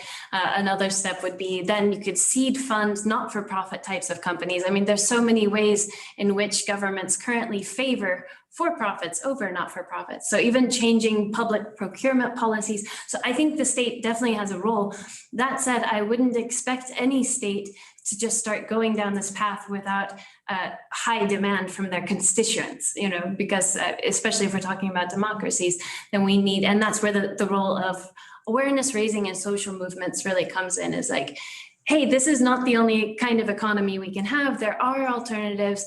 Let's debate this. Let's get these ideas out there and see if people do want to move in this direction. And I think where there's a will, there's a way. We can forge those paths, but that's more of this democratic process to change power structures. Well, I have 1.5 last issues. The last one is basically encouraging you to go for it. But one thing I want to mention, and I must say I found this one part a little disappointing, and I think I have to say that you were now mentioning actually eco-Marxian approaches when it comes to the explanation of exploitation also, and I can only second that. But somewhere else you write actually.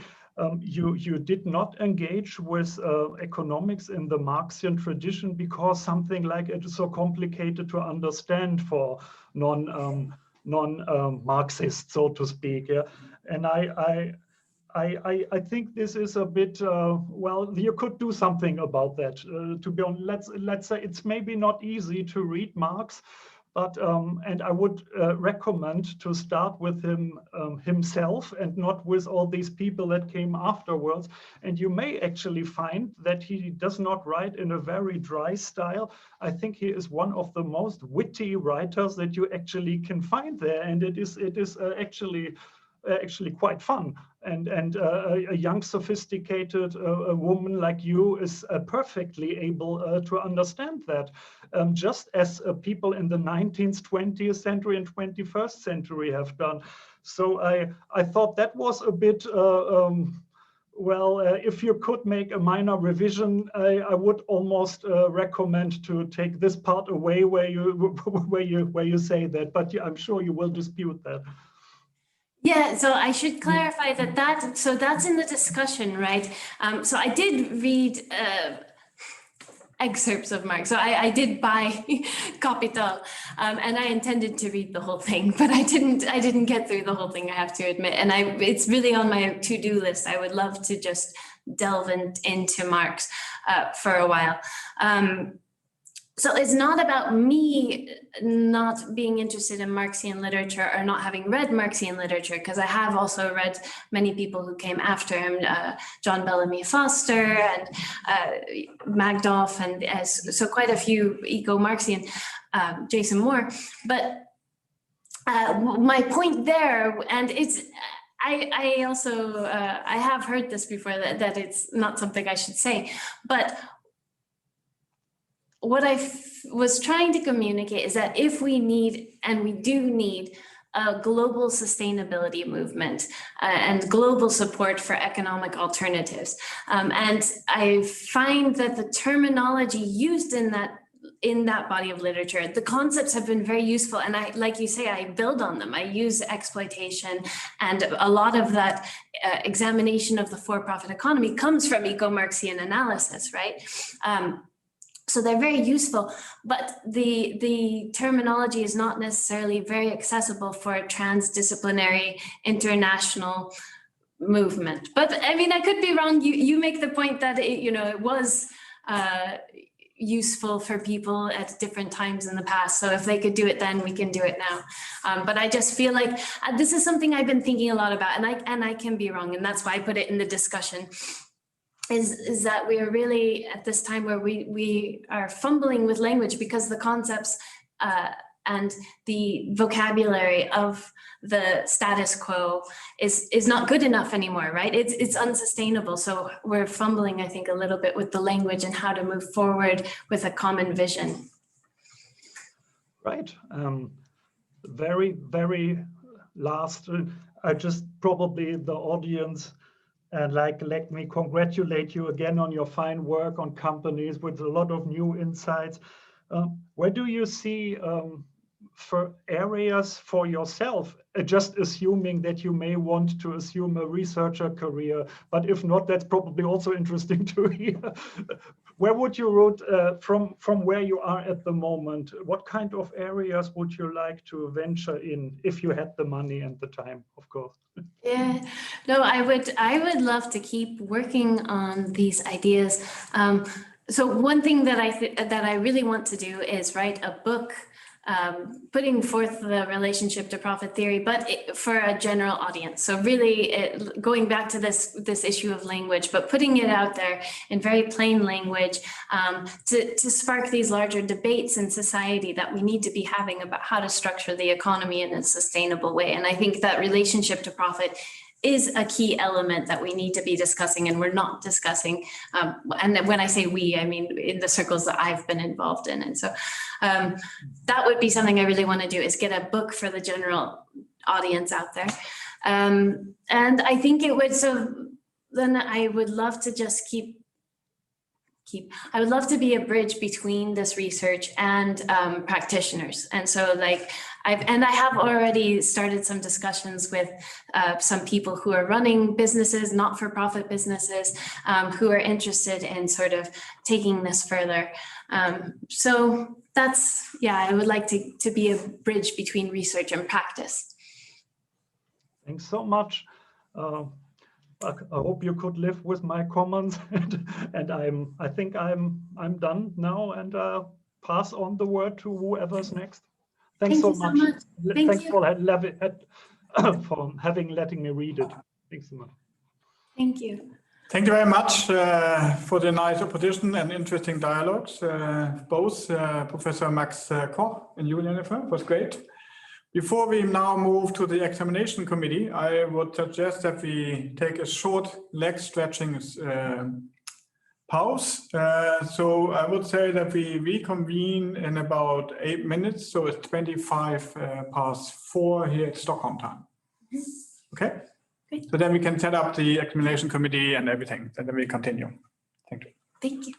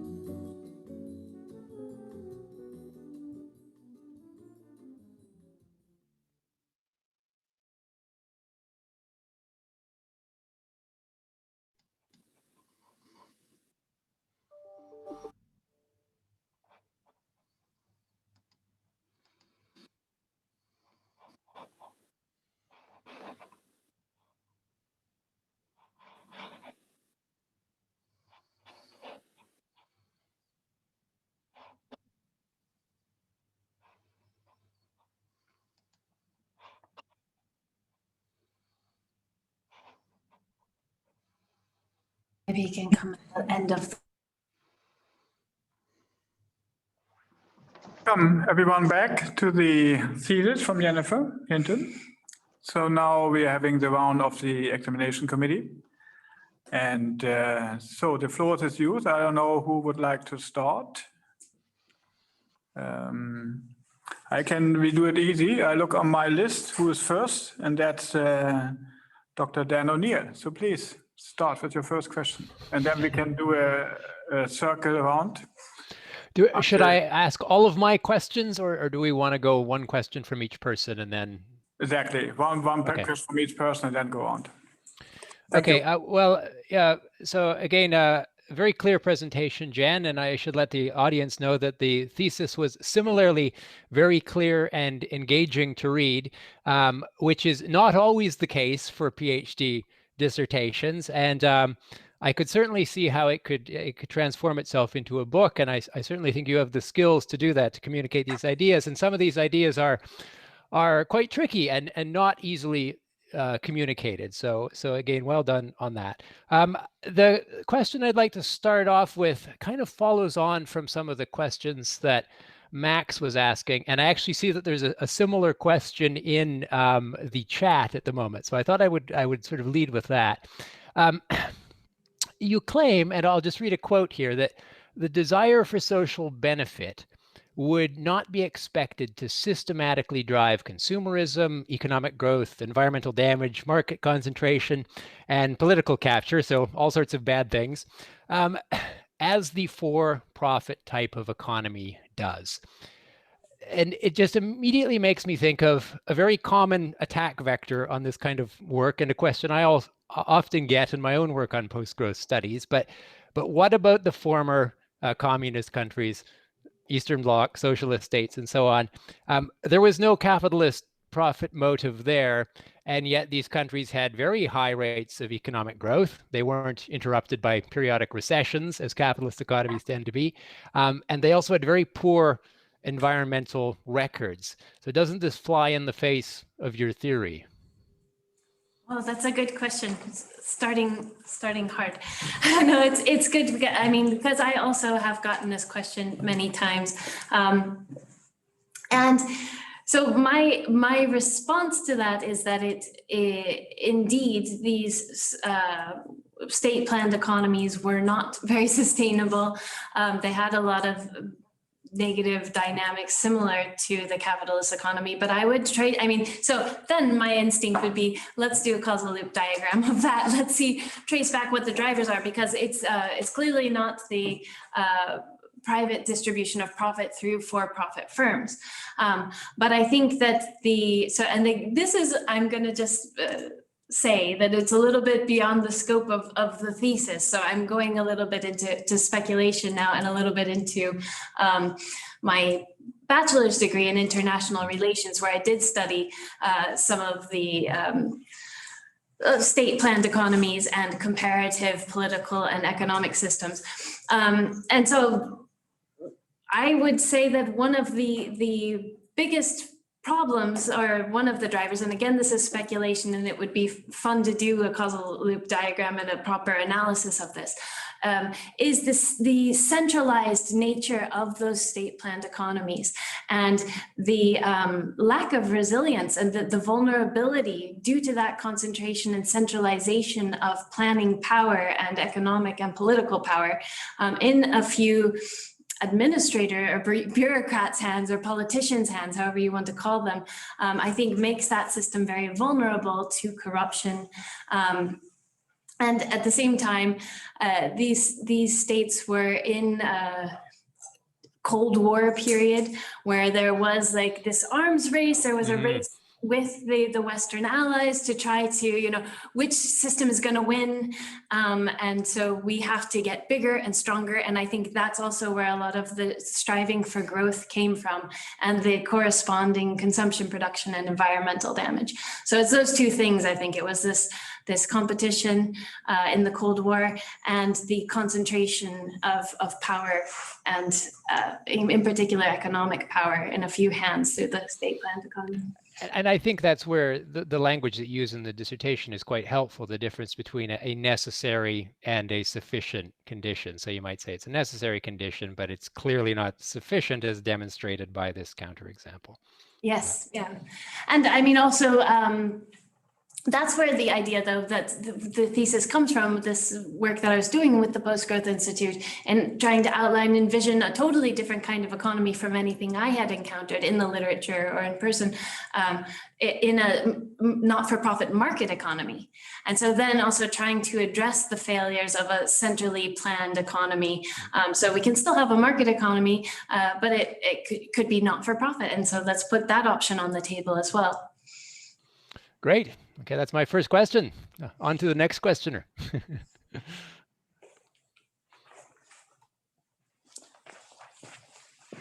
Yeah, I think we can just continue. But before we do that, I just would like to introduce you also to Professor Alain Alcouffe from France. Welcome.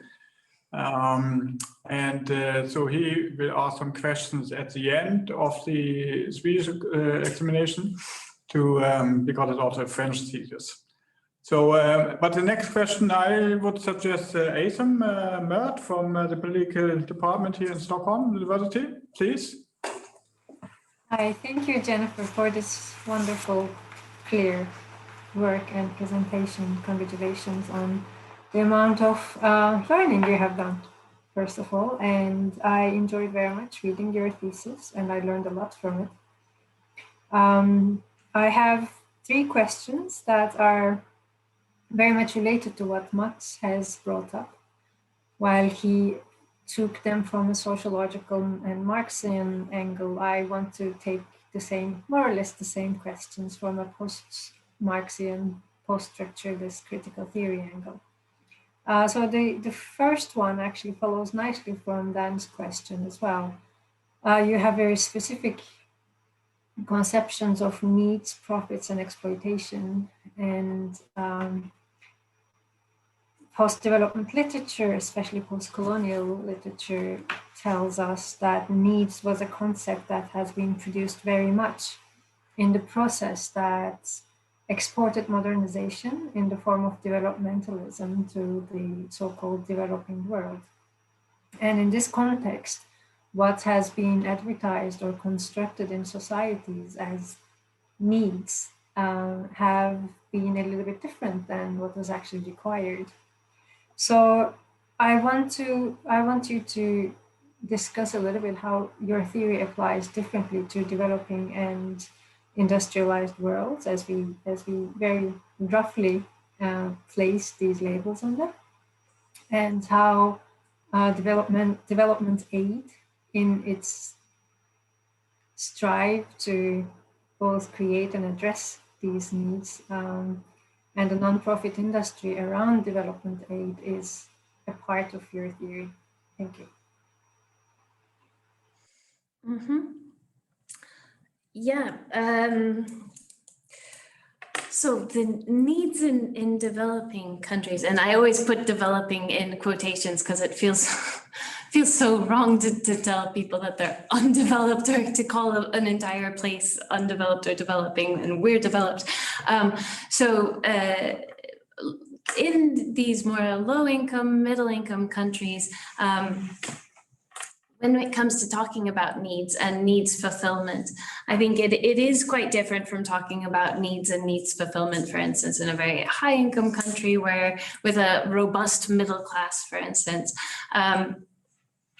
But I think that Max Neef, and that's also part of what attracted me to Max Neef and his colleagues' work, is that he is from Chile and he developed this barefoot economics approach in a Latin American context and in dialogue with people who are living in poverty. And that's why it's called barefoot economics. So I think that that's one of the main points of value in working with his needs framework, with their needs framework, is that it says that all of these needs, these 9 basic needs, are universal. No matter where you are, no matter what kind of context you're in, you have the need for identity and freedom and leisure and understanding and these things. So those needs don't change, but the satisfiers are context dependent. And so I think that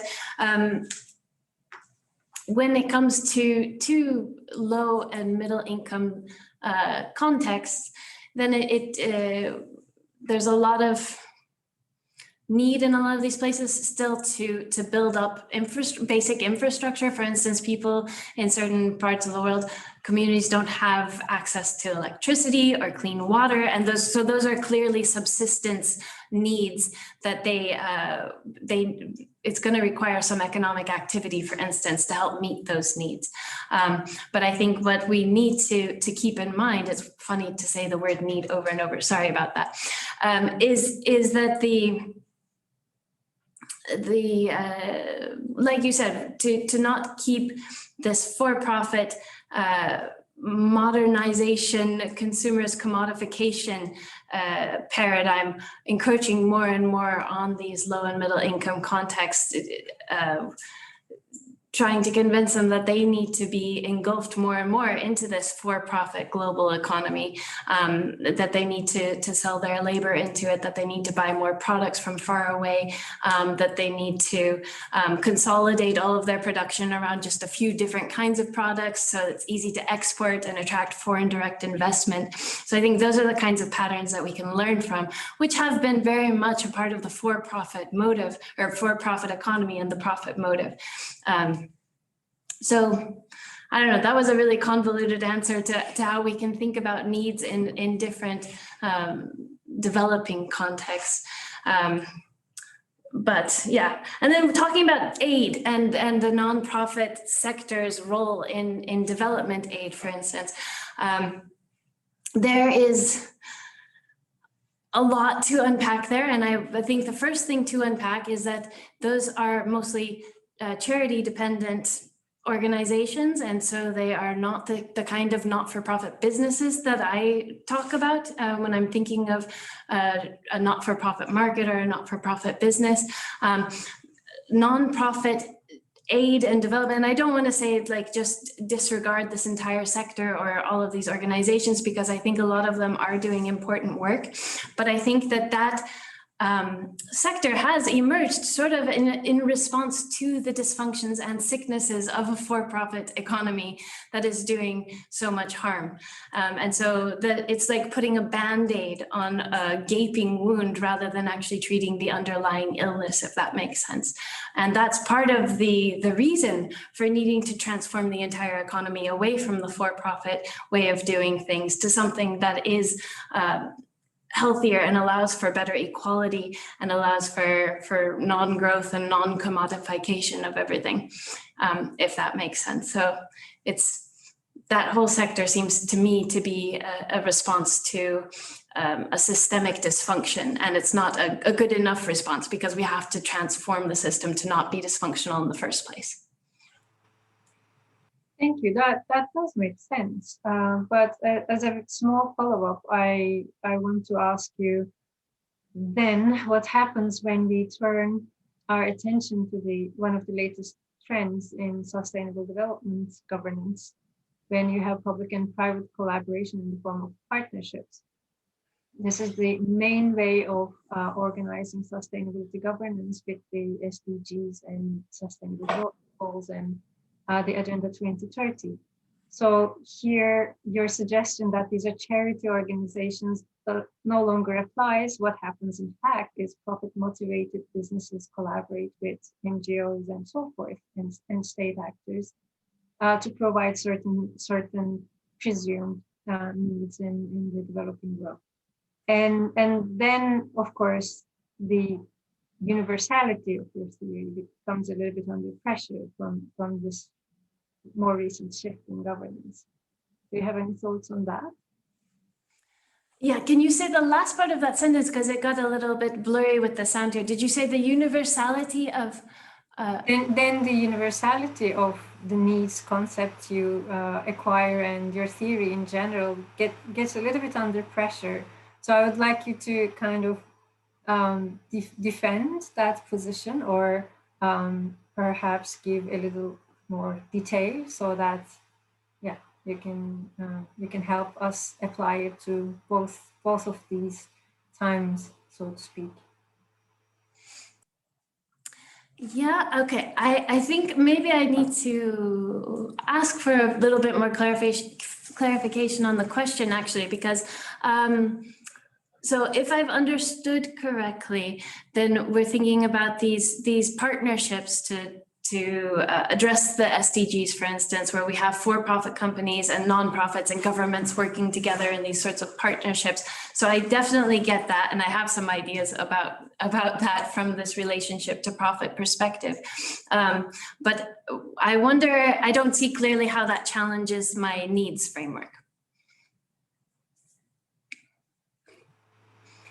I think it creates a challenge for you, and that's because you have focused your attention on the firm, and as you said in your previous response, you said the charity sector is a little bit outside of this framework. Although I don't want to ignore them completely, I just don't think this applies to the structural underlying causes of the issue. So for me, this is a good answer, but it's not a complete answer, because then there is this institution that brings together both the firm and the NGO, and this is the main vehicle through which we're addressing development and not-for-profit concept is very central to this especially the United Nations sustainability discourse. So I wanted to kind of invite you to reflect on that a little bit. Okay. Yeah, sure. Yeah, and that's where, okay. No, I've totally got your question now. Sorry, it took me. I would say that a lot of what the value of relationship to profit theory brings is that it helps us reframe things that are often taken for granted.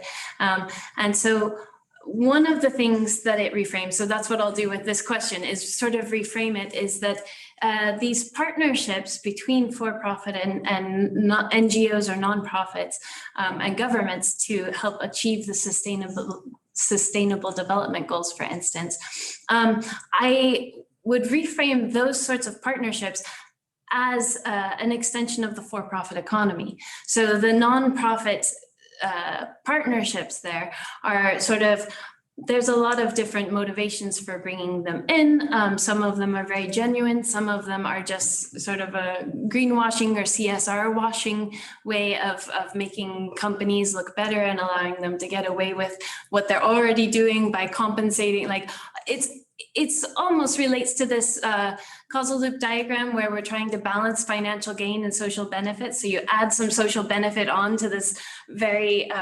dysfunctional for-profit economy. So we add some social benefit on, give some money to some charities, work out some partnerships. But in the end, and that's where the difference between a charity dependent and a business in terms of not-for-profit, charity dependent nonprofit and a not-for-profit business becomes very important, because the lack of financial self-sufficiency of the charity dependent nonprofit means that they don't have as much autonomy in the way that they use their resources and the work that they do. So if I'm running a nonprofit organization and we're getting most of our funding from different for-profit corporations and governments, then those funders can have actually quite a lot of say in the way that we can use our resources and the way that we operate, including in order to sort of support the work that they're doing in indirect ways. And that's where I think that these for-profit, nonprofit partnerships can actually be very unhelpful. In some cases, I think they can do more harm than good, because they give the impression that they're doing social benefit as a core thing, but actually that social benefit is in service. Again, if we think about means and ends, that social benefit is a means to gaining private financial gain in the long run. So that's the way I would reframe that, is that non-profit organizations aren't necessarily what I'm talking about. They can be just an extension of the for-profit economy. Thank you. Okay, Dr. Marcos Gomes, yeah. Thank you, Jen, and thank you, your supervisors, for inviting me to be in this committee alongside with these colleagues. And I think it's a great opportunity to know more about different vivas around the world, different viva styles around the world. As a Brazilian, I come from a Brazilian tradition, which I'll try to bring a little bit here in my questions to you. But I'm embedded in the UK, so I also know the UK system quite well. And now I'm knowing your system, the Swedish system, which is quite interesting as well. So in Brazil, we have this, it's a usually large committee, and all of them has the role of opponent. So you usually have painstakingly long vivas because you have 5 opponents arguing with you. And usually the last ones have little to say. So, but usually as academics and focus on your own work, sometimes they don't change their questions and their approach, and they repeat themselves and can be quite boring. So I'm quite becoming a fan of your system here.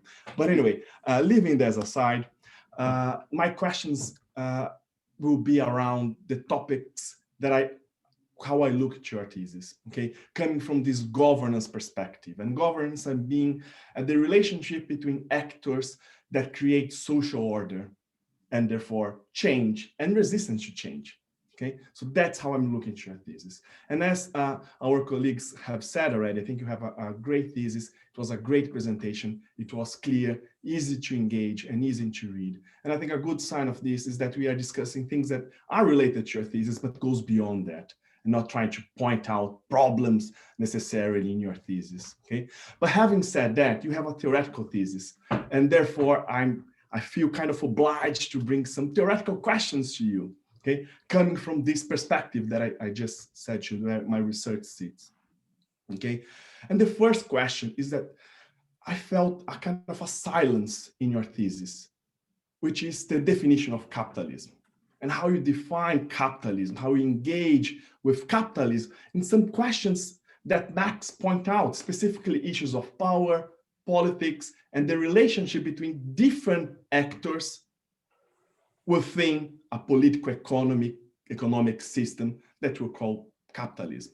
A system that is not unique, that is not stable, is always changing. Capitalism now is not how capitalism was when Marx wrote his theories, okay? And very likely we're gonna change capitalism again due to all this pandemic, hopefully for the better, but I'm a kind of pessimist here.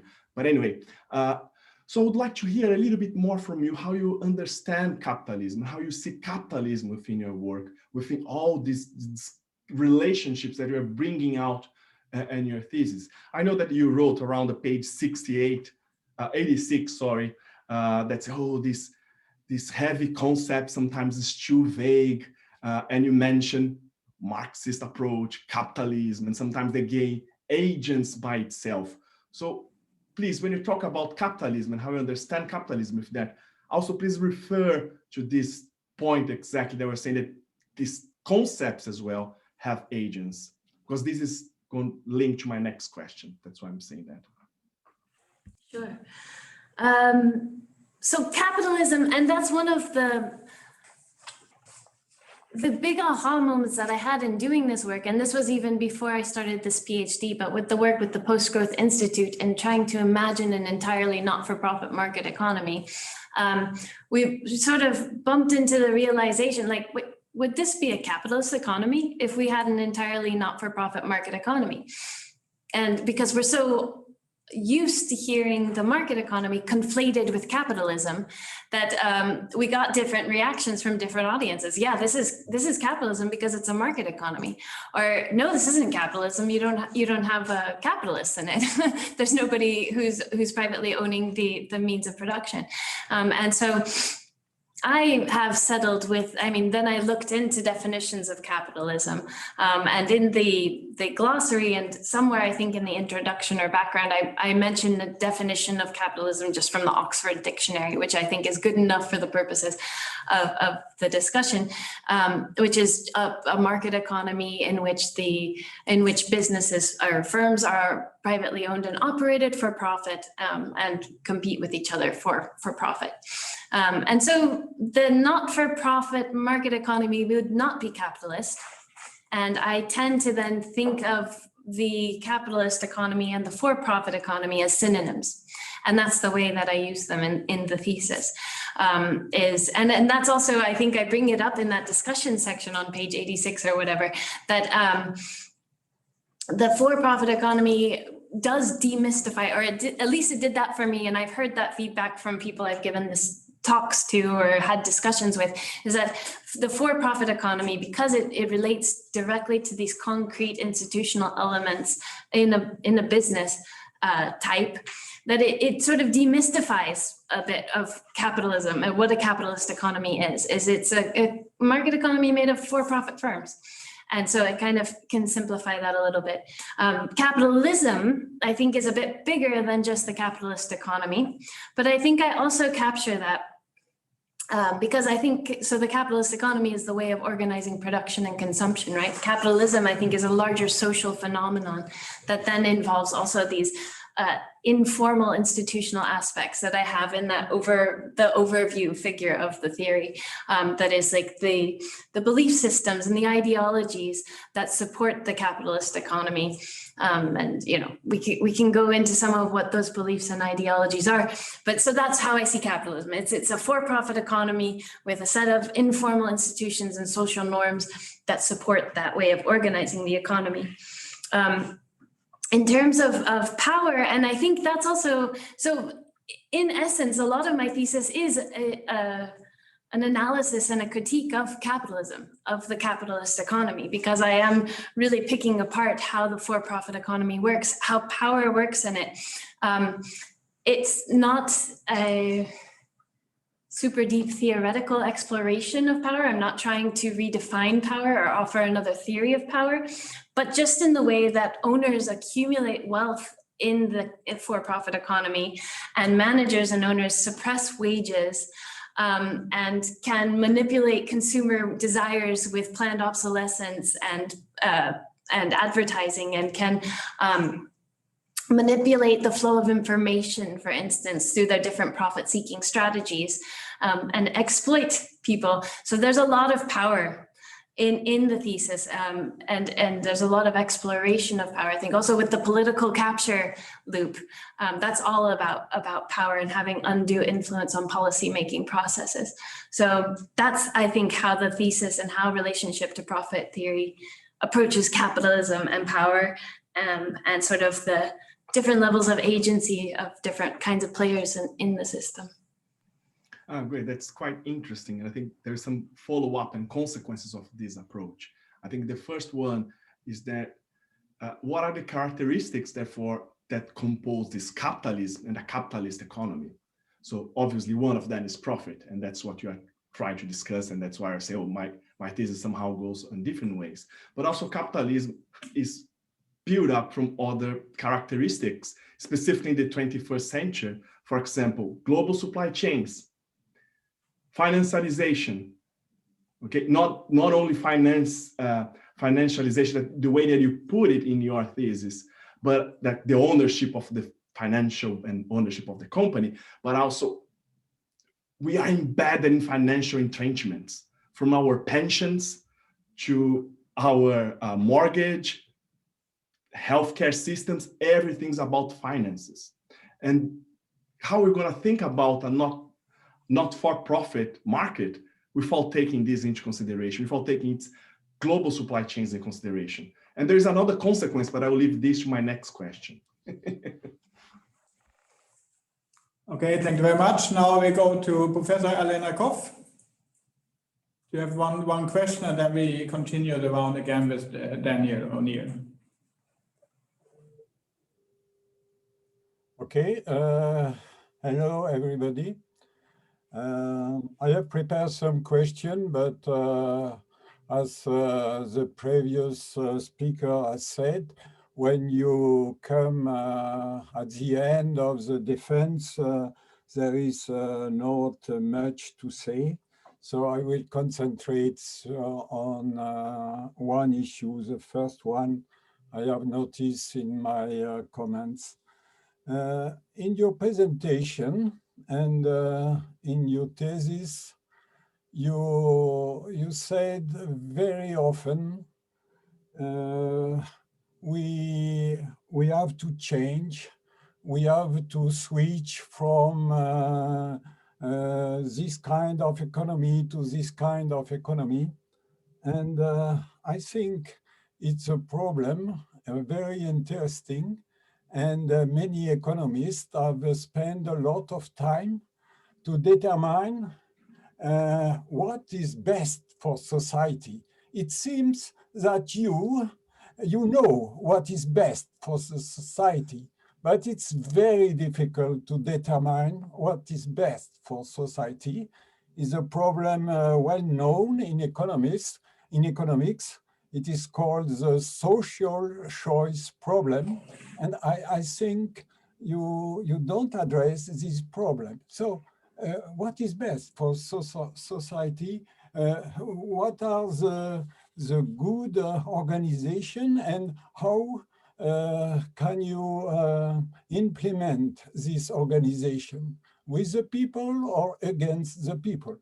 It's very difficult to determine this, to find an answer to this problem. Maybe you are convinced that you can make a coup and organize the society in a sustainable way. So it's an option. But if it is not your preferred option, you have to say a little bit more about this problem. And if, for example, you think that a democratic society is better, so how can you win the support of the majority of the population to this transformation? I will take many people have said about their history. Personally, I know a little bit of two countries, my country, and my country in the middle of the 20th century, from the middle of the 20th century, and another country, Vietnam, that I have visited many times. And the two of them are linked. I began as a young student by demonstration about the Vietnamese war and in support of the Vietnamese insurgency. And when I arrived in Vietnam in 2008, it was just to see the Vietnamese people very happy because a McDonald's have just opened in Ho Chi Minh City. So it's very difficult to find the good driver for the change from a non-profit, from a for-profit economy to a non-profit economy. And I wonder if you have thought about this change and the possible drivers of the change. No, it's a very good question, and I experienced the same thing in 2008 in China when I was there. The people around me were very big fans of Kentucky Fried Chicken and McDonald's, and it does make you wonder how global capitalist norms spread and how we define what we want and what we need around different contexts. But in terms of thinking about the transformation, I should be upfront. I do not want a coup. I do not plan to start a coup. But the way that I see the kind of possible transformation pathways from a for-profit economy to a not-for-profit economy, the way I see that happening, it could take a million different pathways. This is one thing that systems thinking and complexity thinking tells us. So the only way that I can think about it is really speculating what the main sorts of actions and players would need to be involved in that transformation. And I allude to them in the conclusion. when I mention the growing social unrest around the world and the increasingly interconnected, globally connected social movements for social justice and environmental justice. And I think there's already a very considerable amount of social momentum that recognizes that our system is dysfunctional at this point in social and ecological terms, and is really hungry for alternatives, not hungry for alternatives, but they're trying to develop alternatives. They're looking for alternatives. And so the more that we can get alternative ideas into those debates that are already happening and into the social momentum for change that is already there, I think that's how this kind of transformation can happen. And the power of ideas can be so powerful. As I mentioned earlier, thinking about the civil rights movement in the US or the abolitionist movement and emancipation movements around the world, including anti-apartheid. So I think that when we get ideas for transformation that people do support, like you said, the majority of people would need to support this kind of transformation, then a pathway is forged. Another important cue that I take from complexity thinking and systems thinking is that in complex systems like societies, change can happen very fast. Change can happen in a very nonlinear, and often does happen in a very nonlinear way. So what seems very small, or we have just the seeds of the post-growth and degrowth movements right now, and it seems quite small. And that can be discouraging when we think about the kind of change that we need to see in the world. But it can change very nonlinearly and at an increasing rate. So that's something that gives me hope. In terms of the specifics of getting the not-for-profit idea in there, I think the most important thing is not that I have the answers, but here I see the not-for-profit economy as an organizing principle. And like I say over and over, it's necessary but not sufficient. So what I'm trying to do is get this necessary condition into these larger discussions that are happening about other necessary conditions. And so we can have some sort of more coherent models and visions for a better, more sustainable economy. So this is just one ingredient, and I'm not going to start a coup. And I think that it should be about democratic debate. And I would not want to ever push this on anybody who doesn't want these kinds of ideas. Yeah. Thanks. Then we move on to Daniel O'Neill. I think my next question follows on. There's a link which will hopefully become obvious. The next question is about your first paper, the Limits to Profit paper, and it's about the idea of consumer surplus.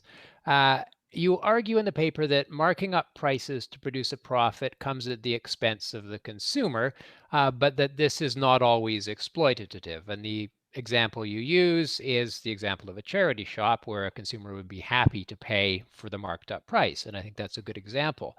But I would perhaps suggest that there might be a number of situations where the consumer is not being exploited. And this relates to this idea of consumer surplus, which is this idea from microeconomics that the extra utility or happiness that a consumer gets when the price they pay is less than the maximum price that they would have been willing to pay, right? So if the price that you're willing to pay is higher than what you pay, then you're happy with that, right?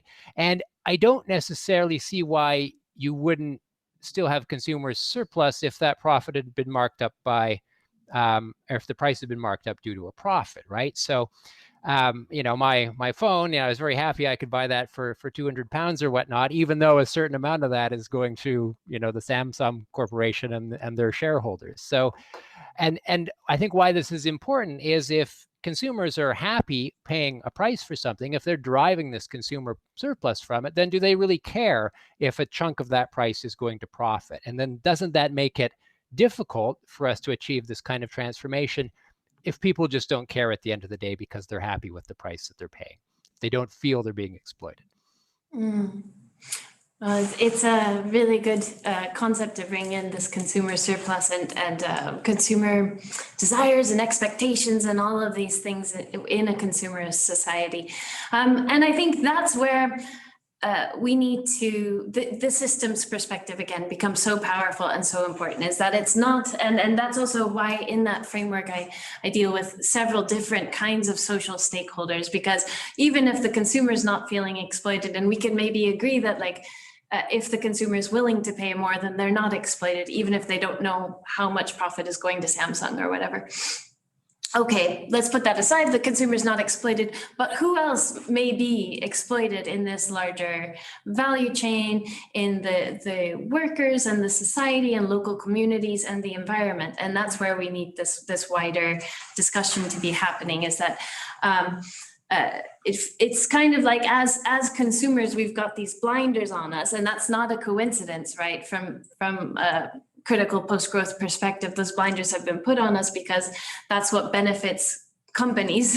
That's part of what allows them to continue with their sales effort, and keeping all of this information about their supply chains and how much they pay their workers and what kind of environmental impacts their products have. There's a reason why that information is not easily accessible, and that's because it's a profitable thing for those companies to keep that information from us. So I think just like bringing that to light, and even if we don't have all of the data, but just bringing these system dynamics to light and into discussions can be really powerful, and saying, okay, we have this consumer society, but it's got a lot of these exploitative consequences. We're already an ecological overshoot, and then bringing it back to needs, because I think that's also a big part of framing this, is like, and do we really need it? Is it actually making us better off and happier? And I know that your work has touched on that a lot in terms of trying to measure welfare and the amount of money, or the extent to which money can contribute to people's sense of well-being and welfare. But those are the discussions I think we need to be having, is really getting into the needs. And that's again the point of bringing the means and ends framing to the surface, is, do we see money and material wealth as the end in itself? And I think that in our for-profit economy, that's a social norm. We are judged, and we judge each other by the stuff we have, by how much money we have. If you have a lot of money, then you're successful. If you're on the Forbes list, you're the most successful person in the world, right? So it's really about shifting these norms and having the discussions that can shift those norms and opening it up. How should we define success? And especially on a planet where people are starving and the ecosystems are dying off. Yeah. Great. No, thank you, Jen. I will continue from there. Can you hear me? Yeah. Okay. I think also my question follows nicely from that again, because in your synthesis of all your papers, you talk about a certain connection between profit and exploitation. You say there are four sources of exploitation. Because profit does not necessarily, there are four sources of profit, and it is not only exploitation. You say it is efficiency gains, willing and informed contributions from stakeholders, exploitation of stakeholders, and exploitation of nature.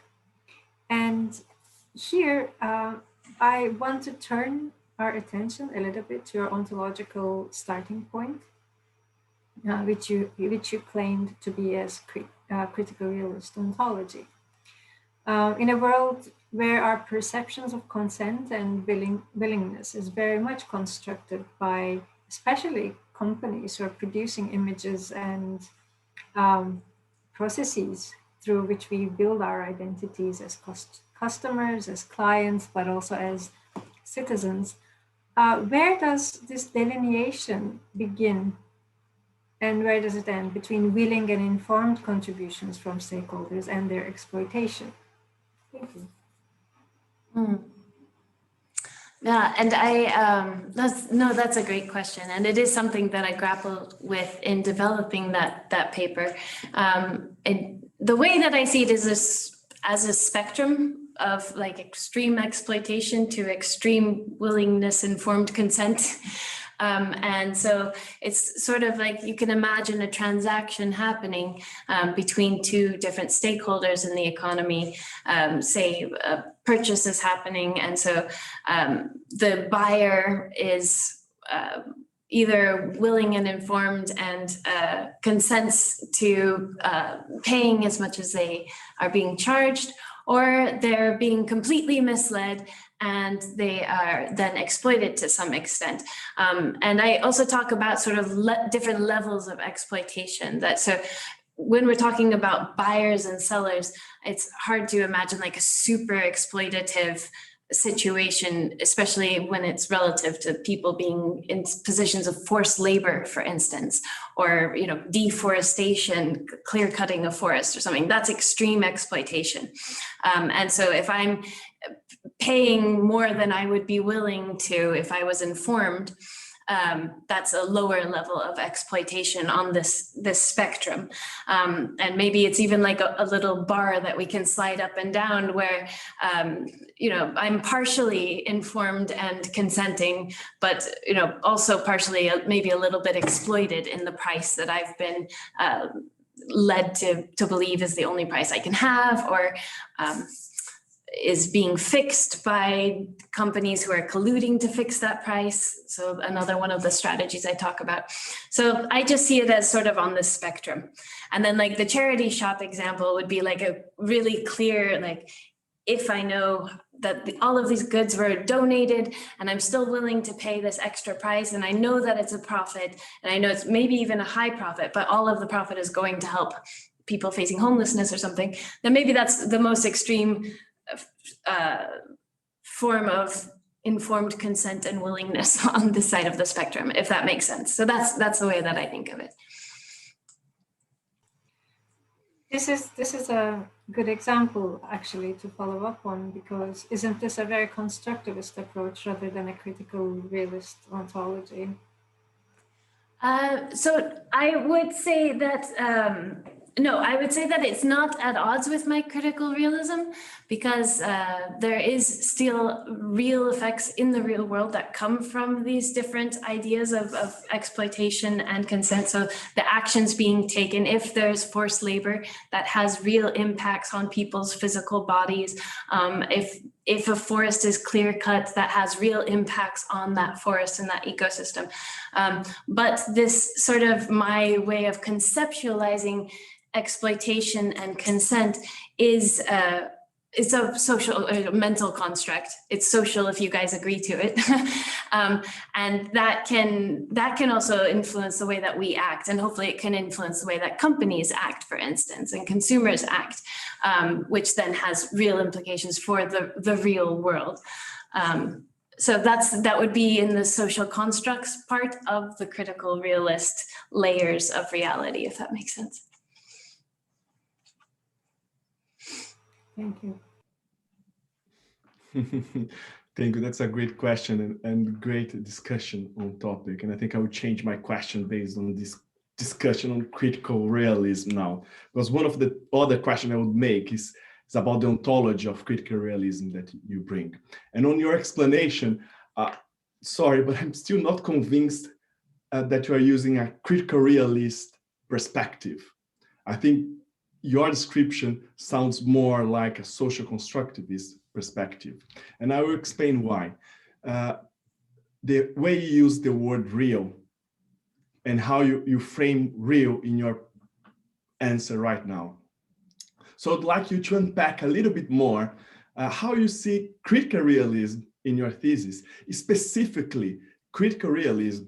Some would say, argue, I might be included, that critical realism is kind of relativist epistemology in the sense that it has a stratified ontology. It has the real, actual, and the empirical. And what you described as real in your previous answer is not real in the critical realism sense for me. So I'd like you to unpack a little bit more how you see this stratified ontology within your work.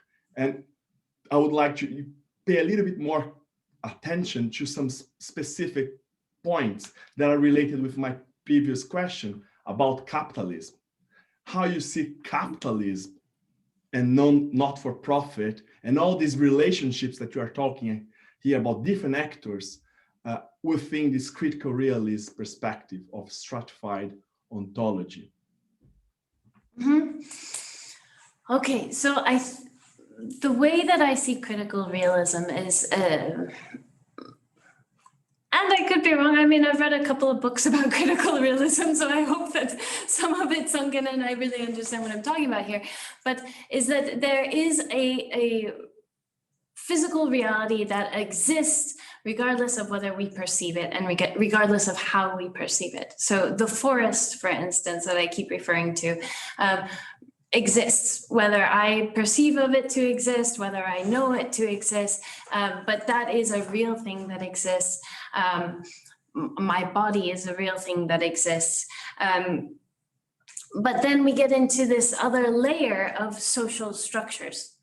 And this is the way that we as humans, and this is part of why social sciences, to come back to one of Max Koch's points earlier, social sciences are so different from natural or physical sciences, is because of the agency and the consciousness involved in human beings and societies, right?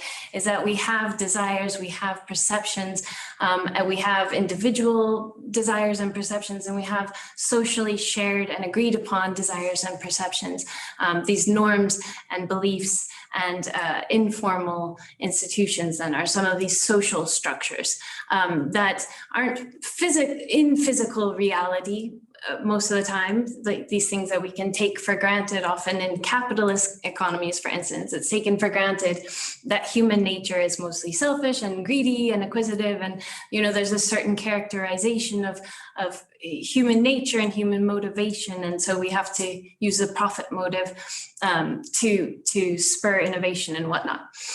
So that's the realm of social structures. And maybe construct is the wrong word to, I think in the thesis in the Kappa, I use the word social structures.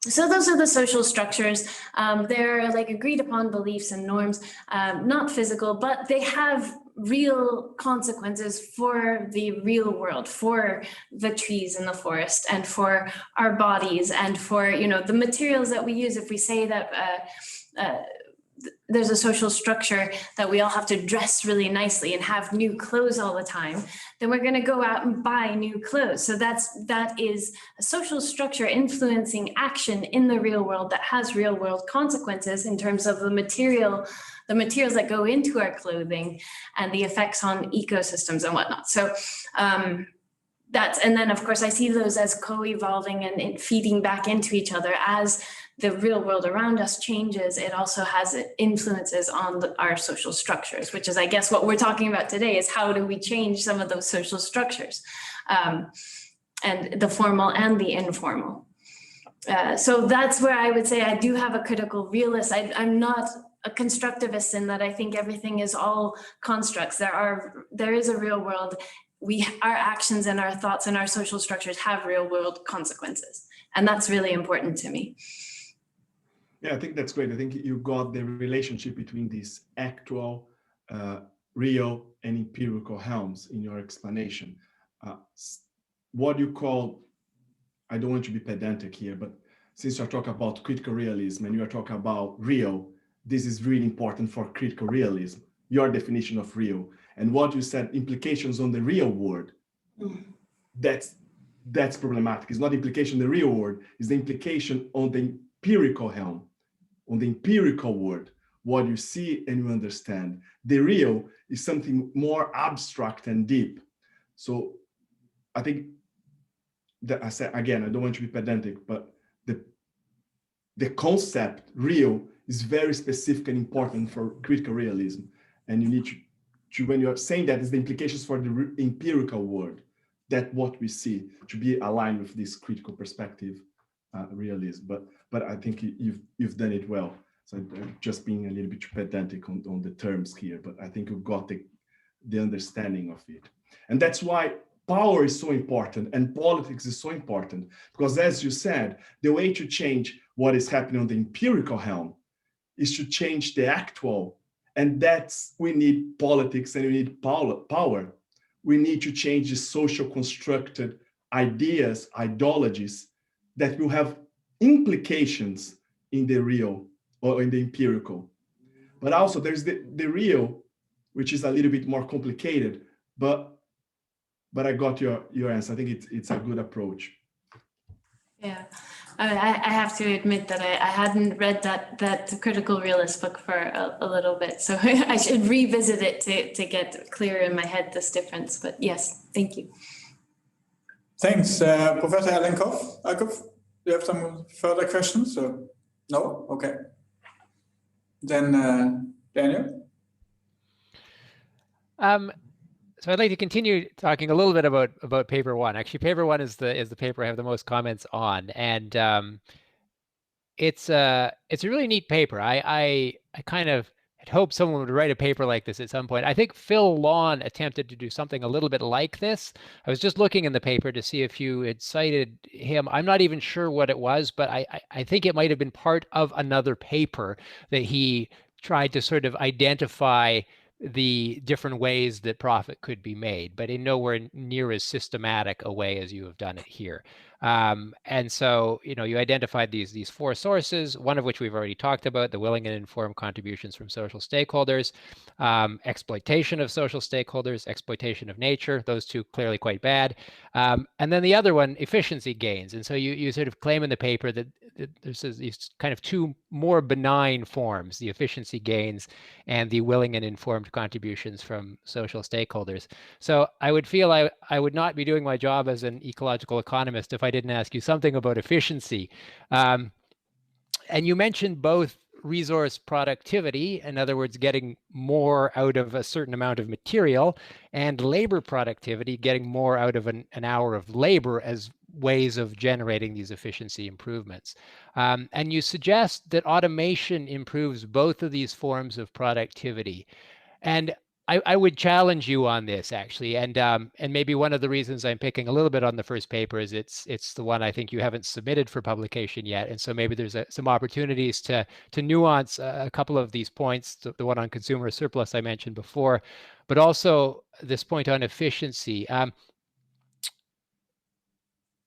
I think it's very important to differentiate between resource productivity and labor productivity, because there can be a trade-off between these two things. If we think of automation technologies, those can improve our labor productivity, but they don't necessarily improve resource productivity, because the forms of automation can use a lot of materials and energy, particularly energy. And so there's been a fair bit of work in ecological economics trying to explore this trade-off. So I just think you need to be a little bit careful there in terms of efficiency. And it really got me thinking about the rebound effect and how that would tie into what you've done here. And that's basically my question for you. But I guess I'd say if these efficiency gains are returned to consumers, that's where you basically have the rebound effect, isn't it? Because you would have lower prices potentially for consumers, and then consumers would go out, spend that money on more stuff, and that could drive economic growth. And so I think it's important to be careful with efficiency, because it's not a panacea, is it? No, absolutely. No, and I think that's one of the things I wanted to do with this paper was take all of these different arguments kind of on their terms of the eco-Marxian claims that profit comes from exploitation, and also then you have like the eco-modernist claims that profit mostly comes from efficiency gains, and that's how, you know, the profit motive can spur innovation and green growth, voila. So that was important for me to take seriously, because we do get some profit from efficiency gains. It's definitely possible, and it definitely does happen. When it comes to the rebound effect, One thing is I would say that, then I mentioned in the paper that there are technological and physical limits to the amount of efficiency gain that we can actually get. And especially, it's definitely not theoretically plausible to get green growth out of it. But when it comes to rebound effect and the Jevons paradox and all that larger discussion, one thing that's always kind of bothered me, and one thing that actually relationship to profit theory can do to reframe that discourse or that discussion is by looking at the informal institutions and the norms and beliefs that sort of underlie the rebound effect. Is like the idea. So consumers will use more of something when it's more efficient in a capitalist economy, in a for-profit economy. And I think that has a role to play in it, is that we're taught that there are social norms that we should consume as much as we can, that's a rational thing to do. So if things are more efficient and we can consume more, then we should. And so I think that's partly at least spurred by the informal institutions, the social norms of the for-profit economy. So then if we think about moving to a different kind of set of norms and beliefs, where then like the post-growth norms and beliefs are really about conserving things and being frugal and minimalist, then I don't know if we have much of a problem, or if we would have much of a problem with the rebound effect or much of a risk for it. That's not to say that we should take for granted that it would just go away, but it's something that I don't often hear brought into that discussion of rebound effects that I think is important. But that said, I mean, I could bring it into the paper because it is still interesting and relevant. I think it might be a nice thing to do, particularly if you're planning to submit it to ecological economics, just because of the long history of discussions around the rebound effect there. And it'd be sort of a nice way of bringing the micro and the macro together. Yeah.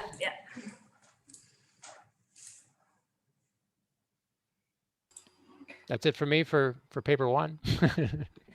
I don't think I'm going to go on about paper one. I think this is a little bit more general. I think I want to pay a little bit attention to your approach to the theory of the firm, especially how Berlin means is portrayed in your work. Because yes, you're right that they were concerned that the shareholders would be betrayed by the professional managers, but the debate it has opened up has become much more complicated than what I'm sure they have imagined. And when the stakeholder versus shareholder views of the firm were so central to our understanding of what we can expect from these institutions, of course, all sorts of environmental and social externalities or benefits have also come into the fore. So I'm sure you have thought about it, but I haven't found it anywhere in the thesis where you reflected about the concept of liabilities. What a firm does and assumes the role of, especially in the post-1980s eras, when we expect firms to fulfill certain functions rather than expect the same from the governments, there becomes a certain murkiness about the liabilities. If this project, if this ecological or social service is not fulfilled by the firm, who will then cover it? What happens to this in your theory, where the relationship to profit changes? What happens to liabilities? Well, I think actually liability is there's more liability in a not-for-profit firm, and when it comes to diverse stakeholders and delivering social benefit, because there is the core purpose of social benefit. There's already that expectation from the outset, from the incorporation of the firm, that this business is going to contribute to social benefit in such and such way. So that's already baked in there. And then on top of that, there are added layers of accountability. So it's not just that the firm is managing itself to fulfill the social benefit mission, but the tax agency in most countries is responsible for making sure that the not-for-profit firm uses its resources for its social benefit mission. They usually have a board that is responsible for holding the firm accountable for achieving social benefit and using its resources accordingly. And then there's also like this society watching not-for-profit. If you think about it, not-for-profits are watched much more closely than for-profit firms, because there is that expectation that you better use your resources for social benefit. That's what you're set up to do. And so they're sort of watchdogged more closely by all of society, including their beneficiaries and their consumers. So I think there's more accountability. There's that core social benefit purpose, which they're legally held liable to use their resources for. And then there's all of these other layers of accountability for holding these firms accountable for the social benefit purpose and for bringing in other stakeholders. I think that may not even be enough for a fully sustainable economy, because we also need to be considering ecological consequences all the time as one of these stakeholders. And so we need to bring even more liabilities into not-for-profit firms and the not-for-profit economy if we want to go that direction. So yeah, that's off the top of my head. Thank you. This was also my last question. Marcus? Yeah, great. Thank you, Jen. I have two more questions for you, and I think they are related with some of the discussions you're having. One of them is, I would like to know a little bit more how you see your theory in relation to the global south. We discussed a little bit about developing countries in the beginning, and as a representative of the global south in this committee, I would like to know a little bit more how you envisage your theory in relation to the global south, and again, think about this in relation to capitalism as a whole, because as we know, capitalism is not the same in different countries. You have different institutional arrangements, different social constructions around these arrangements that produce different outcomes. Some more just, more environmental friendly than others. And I would like how you see this perspective then. So there are a couple of layers to that, or a couple of strands to that. I think that an important aspect of shifting from a for-profit economy to a not-for-profit economy is that it could take off a lot of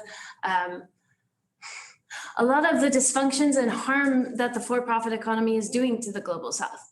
I mean, coming back to paper 1 and paper 3 and thinking about exploitation and profit-seeking strategies, and then tying it back into the Marxian critique of capitalism and this the core and the periphery, and how there tends to be a lot of exploitation of the global south. And this is a historical process that comes, even from colonialism, that the global south has been exploited for the benefit, for the financial benefit of, I wouldn't say the whole global north, because I know that there's still a lot of people in poverty and living on the streets, even in the US, for instance, and around Europe. So I still feel uncomfortable with just breaking this down to the national levels. But for a group of middle and high income people, let's say, have prospered in financial terms at the expense of a lot of exploitation of the global south. And I think that's part of the globalization process. It's a natural outcome of the profit-seeking economy. In order to seek profit, you want to cut your costs. And in order to cut costs, you can offshore to places that have lower wages and weaker labor regulations. And then there's a bit of a feedback there, right? Because these countries in the global south are kind of hungry for investment, often due to colonial processes, and they've been exploited for such a long time, that then they entice large for-profit companies to come and set up shop in their countries by lowering the environmental regulations or the taxes or the labor regulations. So I think that we can't have a discussion about capitalism in the global south without talking about the way that the profit motive has driven this kind of globalization via exploitation of the global south. So I think that's one of the biggest benefits that could come from transitioning away from the for-profit economy to a not-for-profit economy, is to just take that pressure off, to, you know, weed out some of that exploitation, hopefully most of that exploitation that comes, you know, for a handful of corporate owners in the global north at the expense of people in the global south. But not only global north, there are also a growing number of billionaires in the global south. Brazil has some good examples. China, India, these all have growing numbers of billionaires. There are billionaires in Angola, you know, so we can't ignore those dynamics as well, that this is part of the for-profit economy, is generating private wealth for owners at the expense of everybody else. And so I think that transforming away from that could have so many important impacts for the global south, and including, I think, a lot of the things that a lot of the, like development aid and a lot of different kinds of regulations and NGO efforts are responses to this very dysfunctional system. And so we can give the global south more autonomy. Communities in the global south could benefit from more autonomy over their social, political, and economic conditions if we make that transition happen.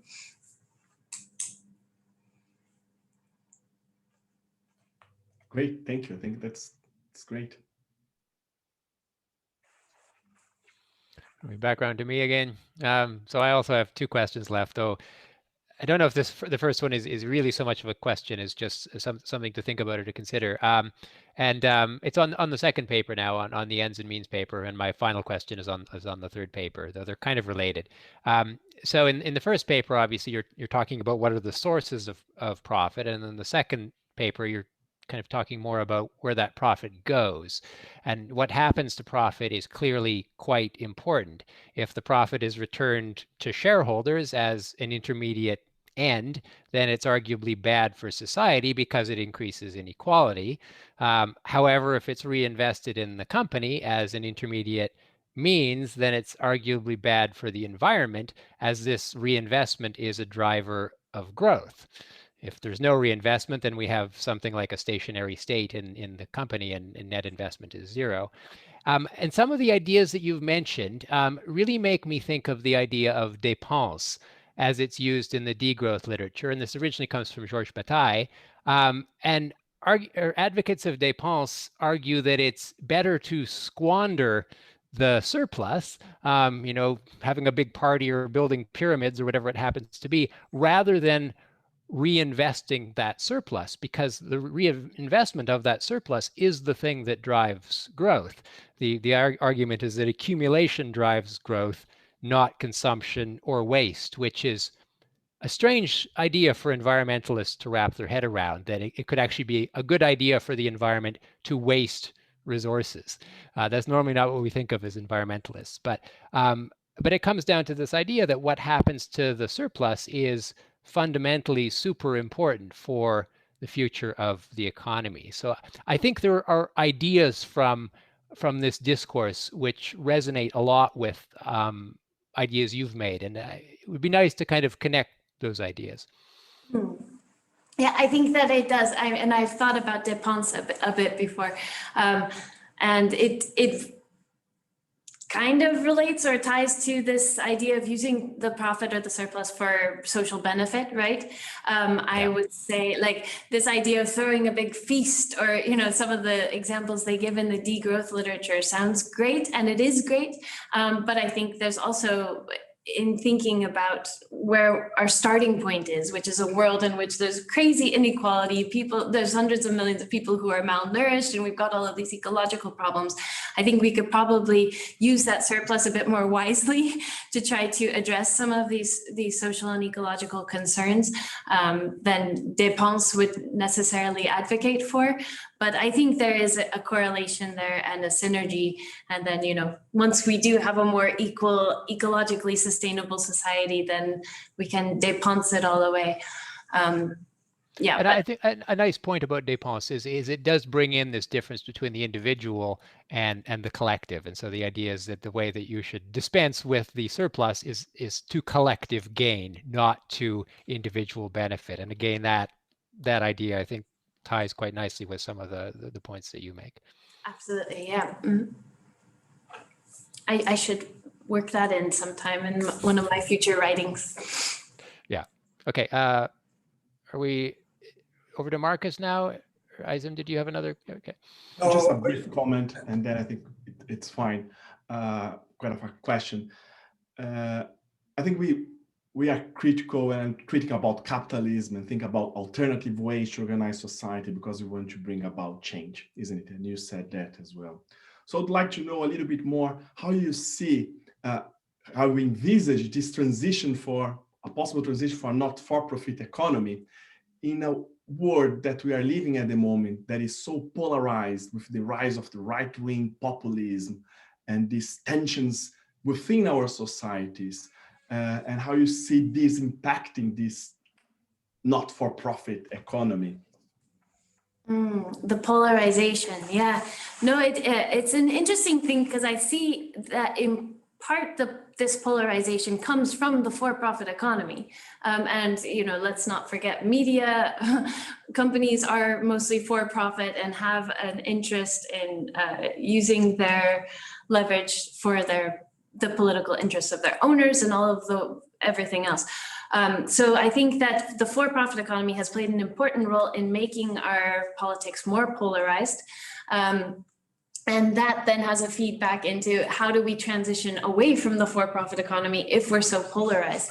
And I think that's also where the having as many options on the table for debate as we can have, I think is a good thing, where we don't feel just trapped, because that's where I feel the debate has been most of my adult life, or maybe my entire adult life is trapped like, yeah, capitalism's bad, we know it, but the only alternative is, you know, Stalin and Mao and state planned, you know, which is a catastrophe, so we can't do that. And it just has felt like this larger public debate, and I know academic debates are richer, it has been really stalled out by not having enough options on the table that feel realistic and are grounded in concrete institutions that already exist. So I think that's one of the main motivations for developing this theory, and one of the main contributions of this theory is to break past that debate. And then the fact that it's a market economy allows for a different kind of discussion to happen, because a lot of people on the right wing of politics are really interested in having markets because they're decentralized and because they're more distributed. And there's like this apprehension to go with a more state-planned economy because the state is seen as something that interferes unnecessarily and it's not healthy for the economy. So I think that having a discussion that we can bring in people who are interested in market economies and people who are interested in having a more socially oriented economy together around the idea of a socially oriented market economy could be very powerful. And that's just a thought. Great, thank you. I think that's the beauty of the academic discussion, having an interesting thesis that you can build up and think about possibilities and the consequences of the world that we are currently living in. So thank you. Thank you. Thank you. Then you have a question still? Yeah, right. I had one more Yes. final question on paper 3. Yeah. Yeah. It's about growth companies.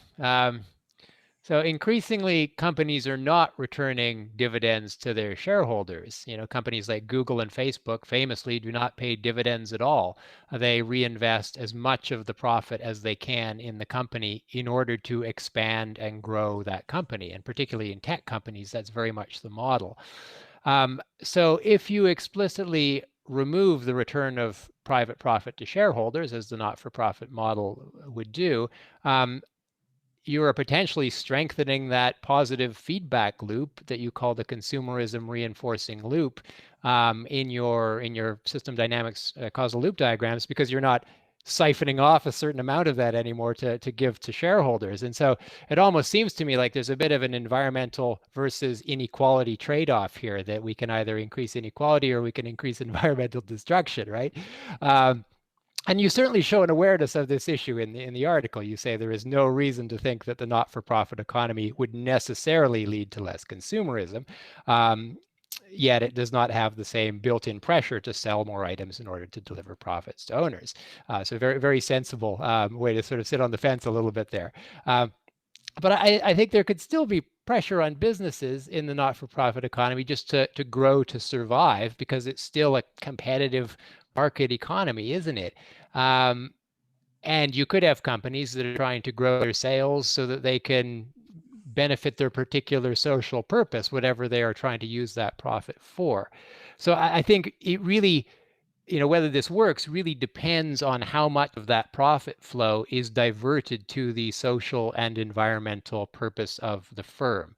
Versus how much is reinvested in the company. So I'm just curious how you would deal with this in a not-for-profit economy. And I guess the kind of open question here is how does it go from being a necessary condition more to being one which is also sufficient? Yeah, no, it's a good question. I think then, I think there's my first initial response to that question is that there's a really important role there for the informal institutions, and that shift away from the consumerist norms and beliefs that, and the money financial driven norms and beliefs that money and material possessions are a sign of success and all of that.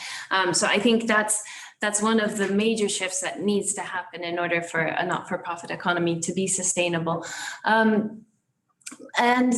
But I think that there's also just an important role for managers and then we get more into strategy and governance, and making sure that the managers of these companies have enough information about ecological impacts and are measuring that stuff and are very conscious about minimizing their impacts and using business models like providing services rather than ownership. So this product service systems, sort of circular economy models can play an important role there. But again, because they're not trying to increase sales and profit for owners, I think that takes a tremendous amount of pressure off. And there's also some evidence to show that not-for-profits are more cooperative. Who knows if that would hold in a completely not-for-profit economy, but because social benefits often do align, it makes more sense to cooperate to meet your social benefits than to compete. But then there's still a competition aspect that's there if in case one company is not doing a good job. And so, maybe it's good that they can be competed out of the market. So that's the way that I would see that. Great. That's all from me. I think we've run you through the mill long enough. Thank you so much. Thank you very really much. Nice. So there are no more questions from the examining committee. Is that correct? No. Okay. Thank you very much for interesting questions. So now we move over to the next step, which first gives the opportunity for Michelle Lee Moore, who was a reserve and has been intensively reading thesis as well. So therefore, before we go to the public, I would like to give you the word, Michelle. If you have any questions, please. Sure. Thank you. And thanks, Jen. It's been really interesting, today's discussion, but also obviously the whole arc in sort of observing how your thinking has been developing throughout this process. And just thanks to the committee, the examining committee today, a really interesting discussion, learning lots. And I do want to start by commending you both on where the thesis is at and how you've developed these ideas in this theory. And I was thinking as I was reading it again, and then even hearing some of the tough questions today of how difficult, we can't underestimate how difficult it is to develop a purely theoretical thesis. within the time frame of a PhD. And I often think these are this kind of really deep reconceptualization of things that are very much taken for granted and we have a lot of biases about in our existing system. You know, it would be interesting if we somehow all came back together and had this discussion 5 years from now, because I think these kinds of ideas and thinking really take a long time to percolate, and you're having to do it in this kind of, you know, constructed time frame of the PhD. So, and I noticed several of the papers are so authored, and so a lot of this is very much your thinking. And so I just really want to commend you on how far that's come in such a short time frame. I have one question, and you'd think after all this time of being able to sit and listen, I'd have a really clear, concise question, but actually it's become, I'm not sure, partly if I'm getting tired, but I think as I've been picking up on different threads that other people have been bringing up, then it's like my question became murkier and murkier.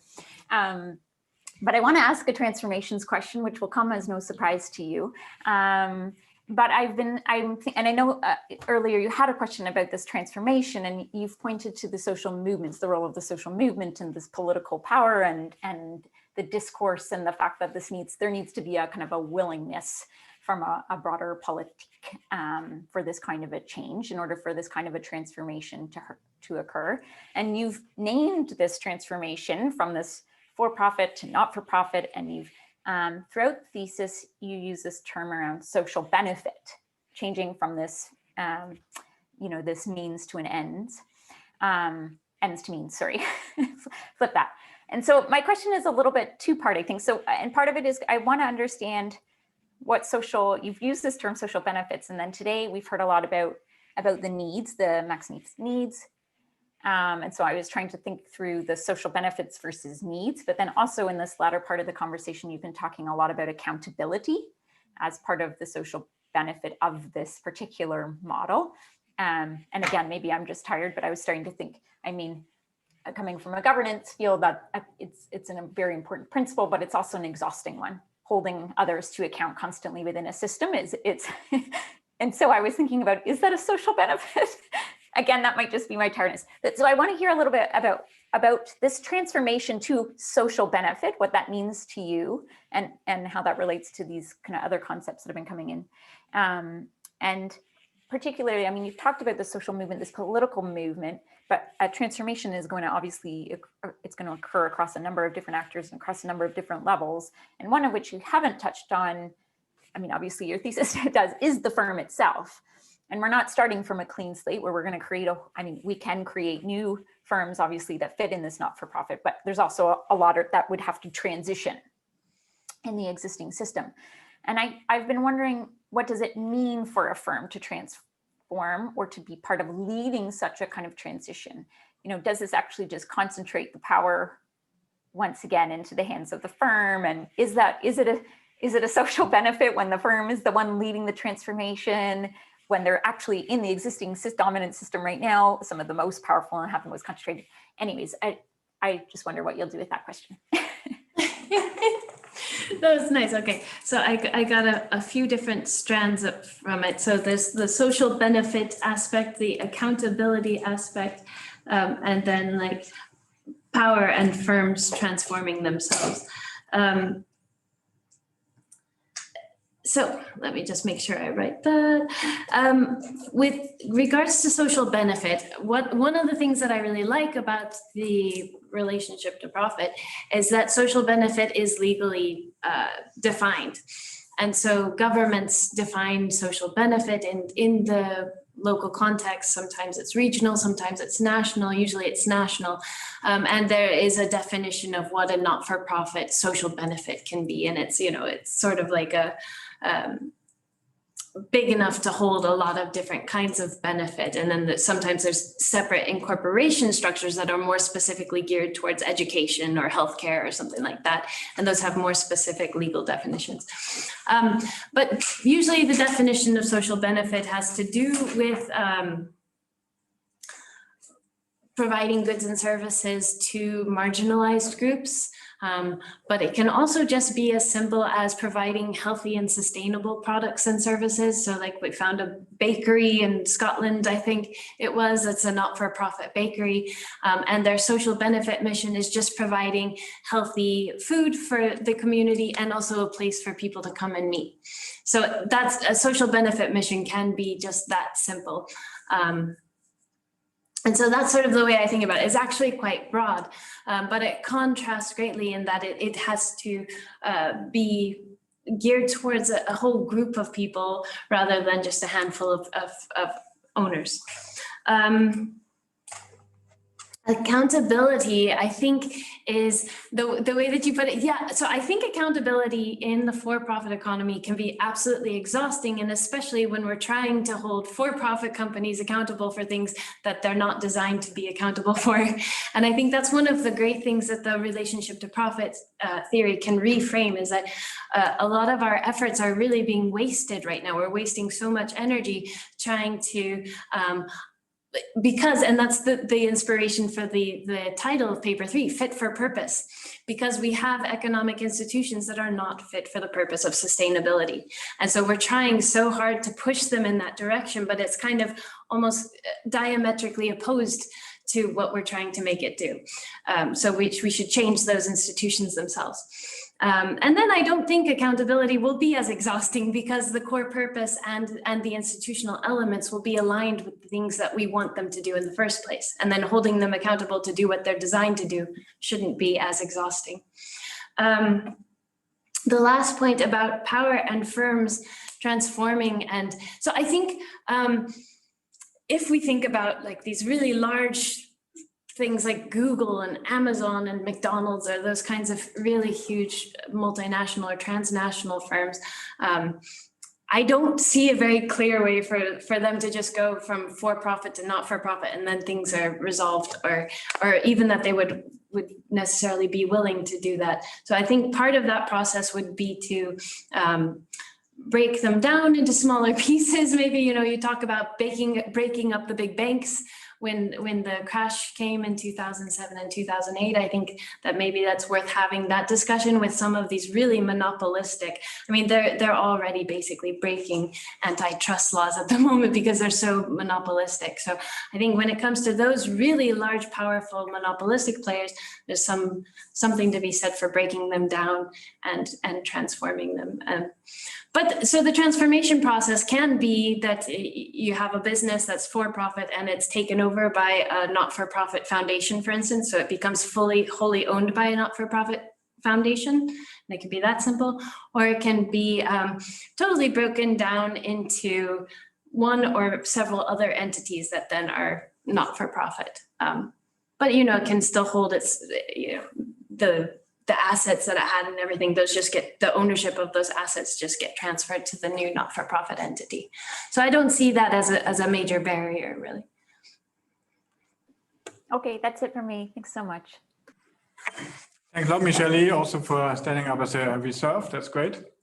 So now we can ask the whole public. Is there anyone would like to ask a question? Then you could maybe raise your hand there in the chat. Participant folder. Is there any?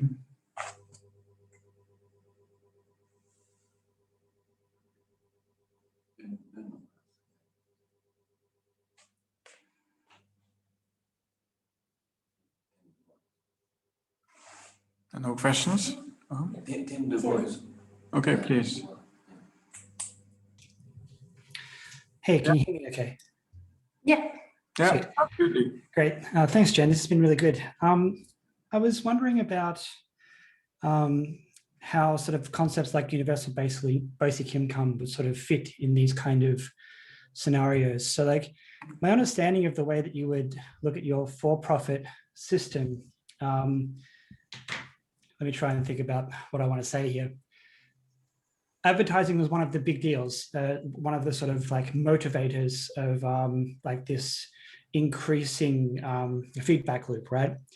And I can think that like advertising seems to be a consequence of market saturation in a lot of ways, where everyone has the same kind of products, and the advertising if you have a good advertising and marketing budget, you can get your product on everyone's minds versus the competitors, right?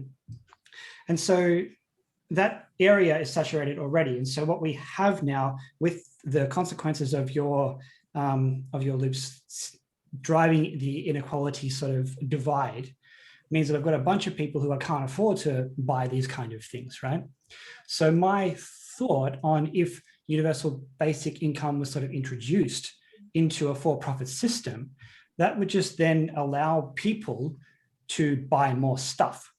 And so I wonder whether that's what you would think about that kind of process, and how you would that also carry across to a not-for-profit economy as well? And what are your thought processes around that? No, I think it's a really interesting question, especially that because the universal basic income is such a hot topic in the post-growth circles.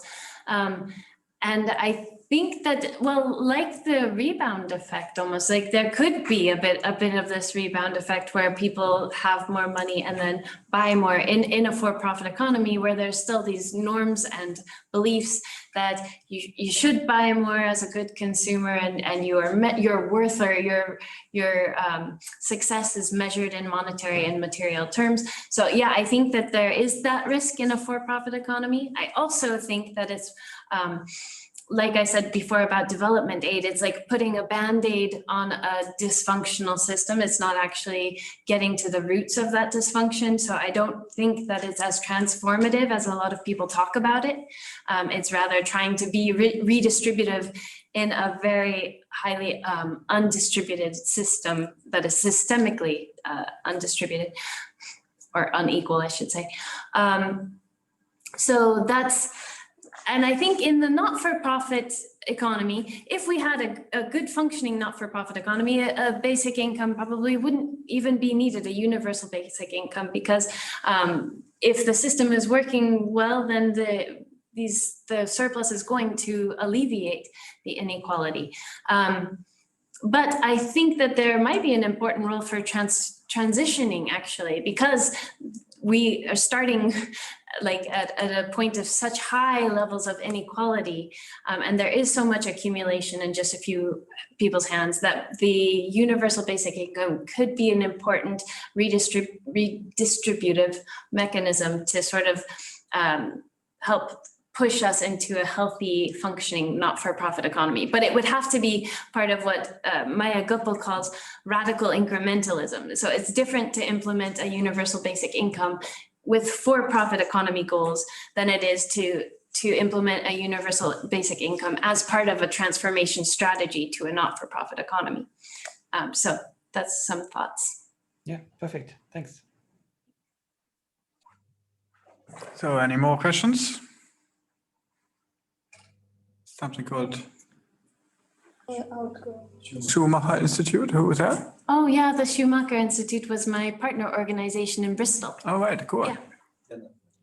Yes, hello, Jen. Lovely to hear you. And great defense, by the way.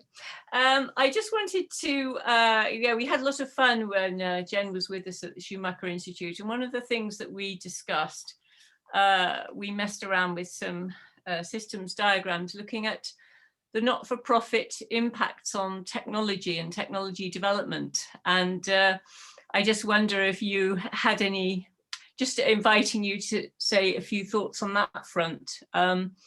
Because, you know, the capture of, well, and the consistent, you know, ramping up of technologies that are linked to the for-profit economy, and the inability, also the built-in structural barriers to transitioning to new appropriate technologies and learning, you know, the learning process. I just think that there's a lot of interesting stuff to be thought through there as well.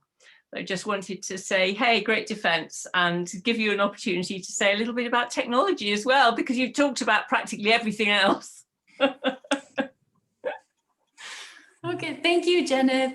Yeah, no, I'm trying now to remember our causal loop diagrams. I mean, I think, so like I say, in those informal institutions of the for-profit economy, a key story or a key belief that keeps the for-profit economy propped up and legitimate is this idea that the profit motive drives innovation. And so that's one entry point for technology. Now, the other part is like patents as a profit-seeking strategy, the use of patents on technology then lock us into certain patterns of, well, using certain technologies, paying for certain technologies being contributing to inequality then as well. And there's also an inherent incentive for profit-driven companies to keep people locked out of their technology. And we see that with planned obsolescence, right? And the movement for the right to repair. Our technologies have gotten so complicated now, and it's, again, no coincidence, that we can't even repair them ourselves. If my laptop breaks down tomorrow, I can't repair it. I'll take it to a repair shop and they'll say, well, it's cheaper for you to buy a new one than for me to repair it. So that's, I think, very much related to the profit motive and the drive for private profit. So we could get rid of so much waste. We could make technology much more convivial. We could, thinking about like transportation technology, these individual cars that are so prominent, you know, that's built around delivering more and more sales. Selling big buses to municipalities is not necessarily the best way to increase profit for automotive companies. So those are just some thoughts about the for-profit economy and technology. Thank you very much. Thank you. I see no more hands there, so I think come to an end of this public defense. I would like to thank you, Jennifer. Thank you, Torsten. And I would like to thank the opponent, Professor Max Koch, the whole examination committee, and the reserves there, Michelle Lee, and as well the whole public. Thanks a lot for this interesting defense. So my role as a chair will stop now. So I will now urge the examining committee members, Professor Max Koch, the opponent, as well as Sarah and Arnaud, going into the exclusive Zoom link that Sarah has sent you before. And there will be the possibility to discuss the defense internally. And then the chair of the examining committee, which is Marcus Gomes, will then announce the decision taken.